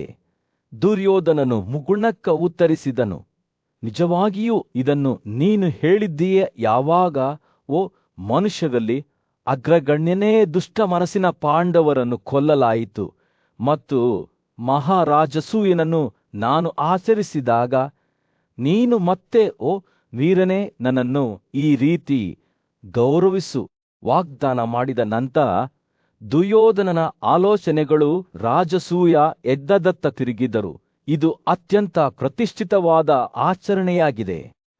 ಅವನು ಪಾಂಡವರನ್ನು ಸೋಲಿಸಿದ ನಂತರ ಅದನ್ನು ಹೇಗೆ ಆಚರಿಸುವನೆಂದು ಯೋಚಿಸಲು ಪ್ರಾರಂಭಿಸಿದನು. ಕಣ್ಣು ತನ್ನ ಮುಂದೆ ನಿಂತಾಗ ದುರ್ಯೋಧನನು, ಕೌರವರೇ, ಎಲ್ಲಾ ಪಾಂಡವರನ್ನು ಕೊಂದು ಆ ಬೆಲೆಬಾಳುವ ಮತ್ತು ಅಗ್ರಗಣ್ಯ ತ್ಯಾಗವಾದ ರಾಜಸೂಯವನ್ನು ನಾನು ಯಾವಾಗ ಆಚರಿಸಲಿ ಎಂದು ಕೇಳಿದನು. ಕರ್ಣನ ಕಣ್ಣುಗಳು ದೃಢನಿಶ್ಚಯದಿಂದ ಹೊಳೆಯುತ್ತಾ, ಓ ರಾಜರಲ್ಲಿರುವ ಆನೆ, ನನ್ನ ಮಾತನ್ನು ಕೇಳು. ನಾನು ಅರ್ಜುನನನ್ನು ಕೊಲ್ಲುವವರೆಗೂ ನಾನು ಯಾರನ್ನೂ ನನ್ನ ಪಾದಗಳನ್ನು ತೊಳೆದುಕೊಳ್ಳಲು ಬಿಡುವುದಿಲ್ಲ, ಮಾಂಸವನ್ನು ರುಚಿ ನೋಡುವುದಿಲ್ಲ. ನಾನು ಅಸುರನ ಪ್ರತಿಜ್ಞೆಯನ್ನು ಪಾಲಿಸುತ್ತೇನೆ ಮತ್ತು ನನ್ನನ್ನು ಯಾವುದಕ್ಕೂ ಕೇಳುವವನು ನಾನು ಅದನ್ನು ಹೊಂದಿಲ್ಲ ಎಂದು ಎಂದಿಗೂ ಹೇಳುವುದಿಲ್ಲ. ಅರ್ಜುನನನ್ನು ಕೊಲ್ಲುವ ಕರ್ಣನ ಪ್ರತಿಜ್ಞೆಯೊಂದಿಗೆ ಕೌರವರ ಪ್ರಬಲ ರಥಧಾರಿಗಳು ಮತ್ತು ಬಿಲ್ಲುಗಾರರು ಈಗಾಗಲೇ ಪಾಂಡವರನ್ನು ವಶಪಡಿಸಿಕೊಂಡಿದ್ದಾರೆ ಎಂದು ಭಾವಿಸಿ ದೊಡ್ಡ ಹರ್ಷೋದ್ಗಾರವನ್ನು ಕಳುಹಿಸಿದ ಏತಮಧ್ಯೆ ಕಾಡಿನಲ್ಲಿ ಪಾಂಡವರು ದುರ್ಯೋಧನನ ಬಗ್ಗೆ ಕೇಳಿದರು. ಅವರ ವನವಾಸದ ನಡುವೆಯೂ ಬುದ್ಧಿವಂತ ಮತ್ತು ಜಿಜ್ಞಾಸೆಯ ರಾಜನಾದ ಜನಮೇಜಯನು ತನ್ನ ಪ್ರಸಿದ್ಧ ಸೋದರ ಸಂಬಂಧಿಗಳಾದ ಪಾಂಡವರ ಭವಿಷ್ಯವನ್ನು ತಿಳಿದುಕೊಳ್ಳಲು ಪ್ರಯತ್ನಿಸಿದನು. ಅವನು ಪೂಜ್ಯ ಋಷಿಯಾದ ವೈಶಂಪಾಯನನನ್ನು ದುರ್ಯೋಧನನನ್ನು ಅವರ ಹಿಡಿತದಿಂದ ಬಿಡುಗಡೆ ಮಾಡಿದ ನಂತರ ಪಾಂಡುವಿನ ಪರಾಕ್ರಮಶಾಲಿ ಪುತ್ರರು ಆ ಕಾಡಿನಲ್ಲಿ ಏನು ಮಾಡಿದರು, ನಾನು ಈ ಕಥೆಯನ್ನು ಕೇಳಲು ಬಯಸುತ್ತೇನೆ ಎಂದು ಕೇಳಿದನು. ಅವನ ಧ್ವನಿಯು ಭಕ್ತಿ ಮತ್ತು ಭಯದಿಂದ ತುಂಬಿದ ಕಥೆಯನ್ನು ವೈಶಂಪಾಯನನು ಹೇಳಲಾರಂಭಿಸಿದನು. ಒಂದು ಸಂಜೆ ಯುಧಿಷ್ಠಿರನು ದ್ವೈತ ಕಾಡಿನಲ್ಲಿ ವಿಶ್ರಾಂತಿ ಪಡೆಯುತ್ತಿದ್ದಾಗ ಒಂದು ಗಮನಾರ್ಹವಾದ ಘಟನೆ ನಡೆಯಿತು. ಅವನ ಕನಸಿನಲ್ಲಿ ಜಿಂಕೆಗಳ ಗುಂಪೊಂದು ಅವನ ಮುಂದೆ ಕಾಣಿಸಿಕೊಂಡಿತು. ಅವರ ಕಣ್ಣುಗಳು ಕಣ್ಣೀರಿನಿಂದ ತುಂಬಿದ್ದವು. ಅವರು ಕೈಗಳನ್ನು ಜೋಡಿಸಿ ನಿಂತರು. ಅವರ ದೇಹಗಳು ಭಯ ಮತ್ತು ದುಃಖದಿಂದ ನಡುಗುತ್ತಿದ್ದವು. ಬುದ್ಧಿವಂತ ಮತ್ತು ಸಹಾನುಭೂತಿಯುಳ್ಳ ರಾಜ ಯುಧಿಷ್ಠಿರನು ಈ ಜೀವಿಗಳನ್ನು ನೋಡಲು ತನ್ನ ಕಣ್ಣುಗಳನ್ನು ತೆರೆದನು. ಅವನು ಅವರನ್ನು ಸೌಮ್ಯವಾಗಿ ಕೇಳಿದನು, ನೀವು ಏನು ಹೇಳಲು ಬಯಸುತ್ತೀರಿ ಎಂದು ನನಗೆ ತಿಳಿಸಿ. ನೀವು ಯಾರು ಮತ್ತು ನಿಮಗೆ ಏನು ಬೇಕು? ಜಿಂಕೆಯೇ ಇನ್ನೂ ಭಾವೋದ್ರೇಕದಿಂದ ಕಂಪಿಸುತ್ತಾ ಸಾಮೂಹಿಕ ಧ್ವನಿಯಲ್ಲಿ ಉತ್ತರಿಸಿತು. ಅವರ ಮಾತುಗಳು ಪಿಸುಗುಟ್ಟುವಿಕೆಯ ಮೇಲೆ, ನಾವು ವಧೆಗೊಂಡವರ ಅವಶೇಷಗಳು. ಓ ಭರತ, ನಾವು ಶೀಘ್ರದಲ್ಲೇ ಸಂಪೂರ್ಣವಾಗಿ ನಾಶವಾಗುತ್ತೇವೆ. ಆದ್ದರಿಂದ ಪ್ರಬಲ ರಾಜ, ನಿಮ್ಮ ನಿವಾಸವನ್ನು ಬದಲಾಯಿಸಲು ನಾವು ನಿಮ್ಮನ್ನು ಬೇಡಿಕೊಳ್ಳುತ್ತೇವೆ. ಈ ಜಿಂಕೆಗಳ ಕೋರಿಕೆಯಿಂದ ಪ್ರೇರಿತರಾದ ಯುಧಿಷ್ಠಿರನ ಹೃದಯವು ದುಃಖ ಮತ್ತು ಸಹಾನುಭೂತಿಯಿಂದ ಉಬ್ಬಿಕೊಂಡಿತು. ಅವರ ಕೈಯಲ್ಲಿ ನಾಶವಾದ ಅಸಂಖ್ಯಾತ ಜೀವಿಗಳ ಹಣೆಬರಹವನ್ನು ಅವನು ಅವರಲ್ಲಿ ನೋಡಿದನು. ಎಲ್ಲಾ ಜೀವಿಗಳ ಕಲ್ಯಾಣದ ಉದ್ದೇಶವನ್ನು ಹೊಂದಿದ್ದ ರಾಜನು ಅವರಿಗೆ, ಹಾಗಿರಲಿ, ನೀವು ಹೇಳಿದಂತೆ ನಾನು ಕಾರ್ಯನಿರ್ವಹಿಸುತ್ತೇನೆ ಎಂದು ಹೇಳಿದನು. ಮತ್ತು ಅದರೊಂದಿಗೆ ಅವನು ತನ್ನ ಕನಸಿನಿಂದ ಎಚ್ಚರಗೊಂಡನು. ರಾತ್ರಿ ಕಳೆದಂತೆ ಯುಧಿಷ್ಠಿರನು ತನ್ನ ಸಹೋದರರೊಂದಿಗೆ ಈ ದೃಷ್ಟಿಯನ್ನು ಹಂಚಿಕೊಂಡನು. ಕತ್ತಲಿನಲ್ಲಿ ತನ್ನ ಸುತ್ತಲೂ ಒಟ್ಟುಗೂಡಿದನು. ಅವನು ಎಲ್ಲಾ ವಿವರಗಳನ್ನು ವಿವರಿಸಿದನು. ಅವನ ಧ್ವನಿಯು ಭಾವನೆಯಿಂದ ತುಂಬಿತು. ಅರ್ಜುನ, ಭೀಮ, ನಕುಲ ಮತ್ತು ಸಹದೇವನು ಗಮನದಿಂದ ಆಲಿಸಿದರು.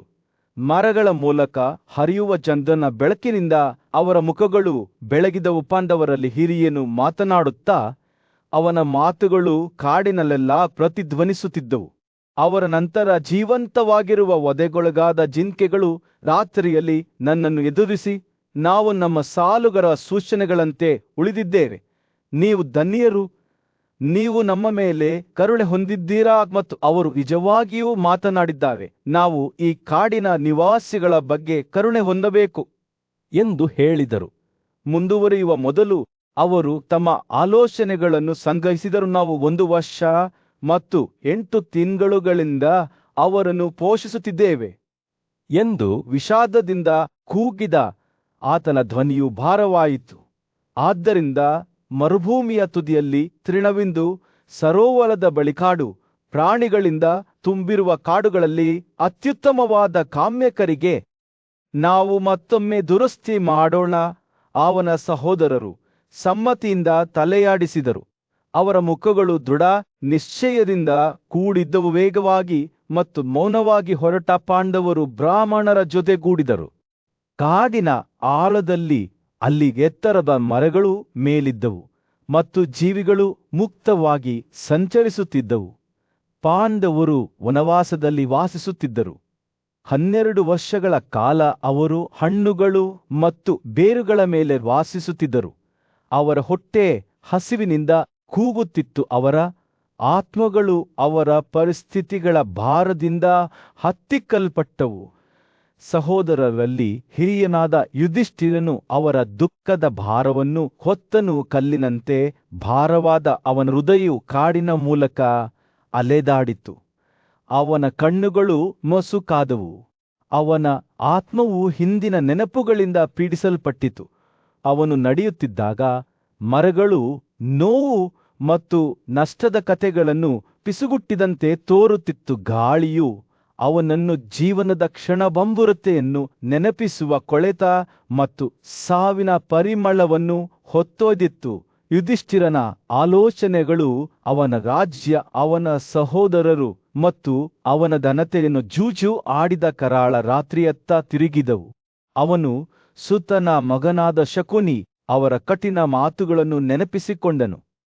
ಅವರು ತಮ್ಮ ಹಣೆಬರಹವನ್ನು ಮುಚ್ಚುವ ಆಟವನ್ನು ಆಡಲು ಅವನನ್ನು ಪ್ರೇರೇಪಿಸಿದ್ದರು. ಆ ನೆನಪುಗಳ ನೋವು ಅವನೊಳಗೆ ಇನ್ನೂ ಉಳಿದುಕೊಂಡಿತ್ತು. ಗುಣವಾಗಲು ನಿರಾಕರಿಸಿದ ಉಲ್ಬಣಗೊಳ್ಳುವ ಗಾಯ. ಯುಧಿಷ್ಠಿರನ ಸಹೋದರರಾದ ಅರ್ಜುನ, ಭೀಮ ಮತ್ತು ಅವಳಿ ಮಕ್ಕಳಾದ ನಕುಲ ಮತ್ತು ಸಹದೇವ ತಮ್ಮ ಮುಖಗಳ ಮೇಲೆ ಚಿಂತೆಯಿಂದ ಅವನನ್ನು ನೋಡುತ್ತಿದ್ದರು. ಅವರ ಪ್ರೀತಿಯ ಪತಿ ದ್ರೌಪದಿ ಕೂಡ ಅವನ ದುಃಖದ ಭಾರವನ್ನು ಅನುಭವಿಸಿದಳು. ಅವರು ಒಟ್ಟಾಗಿ ವನವಾಸದ ಕಷ್ಟಗಳನ್ನು ಸಹಿಸಿಕೊಂಡಿದ್ದರು. ಆದರೆ ಈಗ ಸಮಯ ಮುಗಿಯುತ್ತಿದೆ ಎಂದು ತೋರುತ್ತಿತ್ತು. ಅವರು ತಮ್ಮ ಪರಿಸ್ಥಿತಿಯನ್ನು ನಿಭಾಯಿಸಲು ಹೆಣಗಾಡುತ್ತಿರುವಾಗ ಮರಗಳಿಂದ ಒಂದು ಆಕೃತಿ ಹೊರಹೊಮ್ಮಿ ಸತ್ಯವತಿಯ ಪ್ರಬಲ ತಪಸ್ವಿ ಮತ್ತು ಮಗನಾದ ವ್ಯಾಸ. ಅವನ ಕಣ್ಣುಗಳು ರಾತ್ರಿ ಆಕಾಶದಲ್ಲಿ ನಕ್ಷತ್ರಗಳಂತೆ ಹೊಳೆಯುತ್ತಿದ್ದವು. ಸಹಾನುಭೂತಿ ಮತ್ತು ತಿಳುವಳಿಕೆಯಿಂದ ತುಂಬಿದವು. ಯುಧಿಷ್ಠಿರನು ಮುಂದೆ ಹೆಜ್ಜೆ ಹಾಕಿದನು. ವ್ಯಾಸನು ಸಮೀಪಿಸುತ್ತಿದ್ದಂತೆ ಅವನ ತಲೆಯನ್ನು ಗೌರವದಿಂದ ಬಾಗಿಸಿದನು.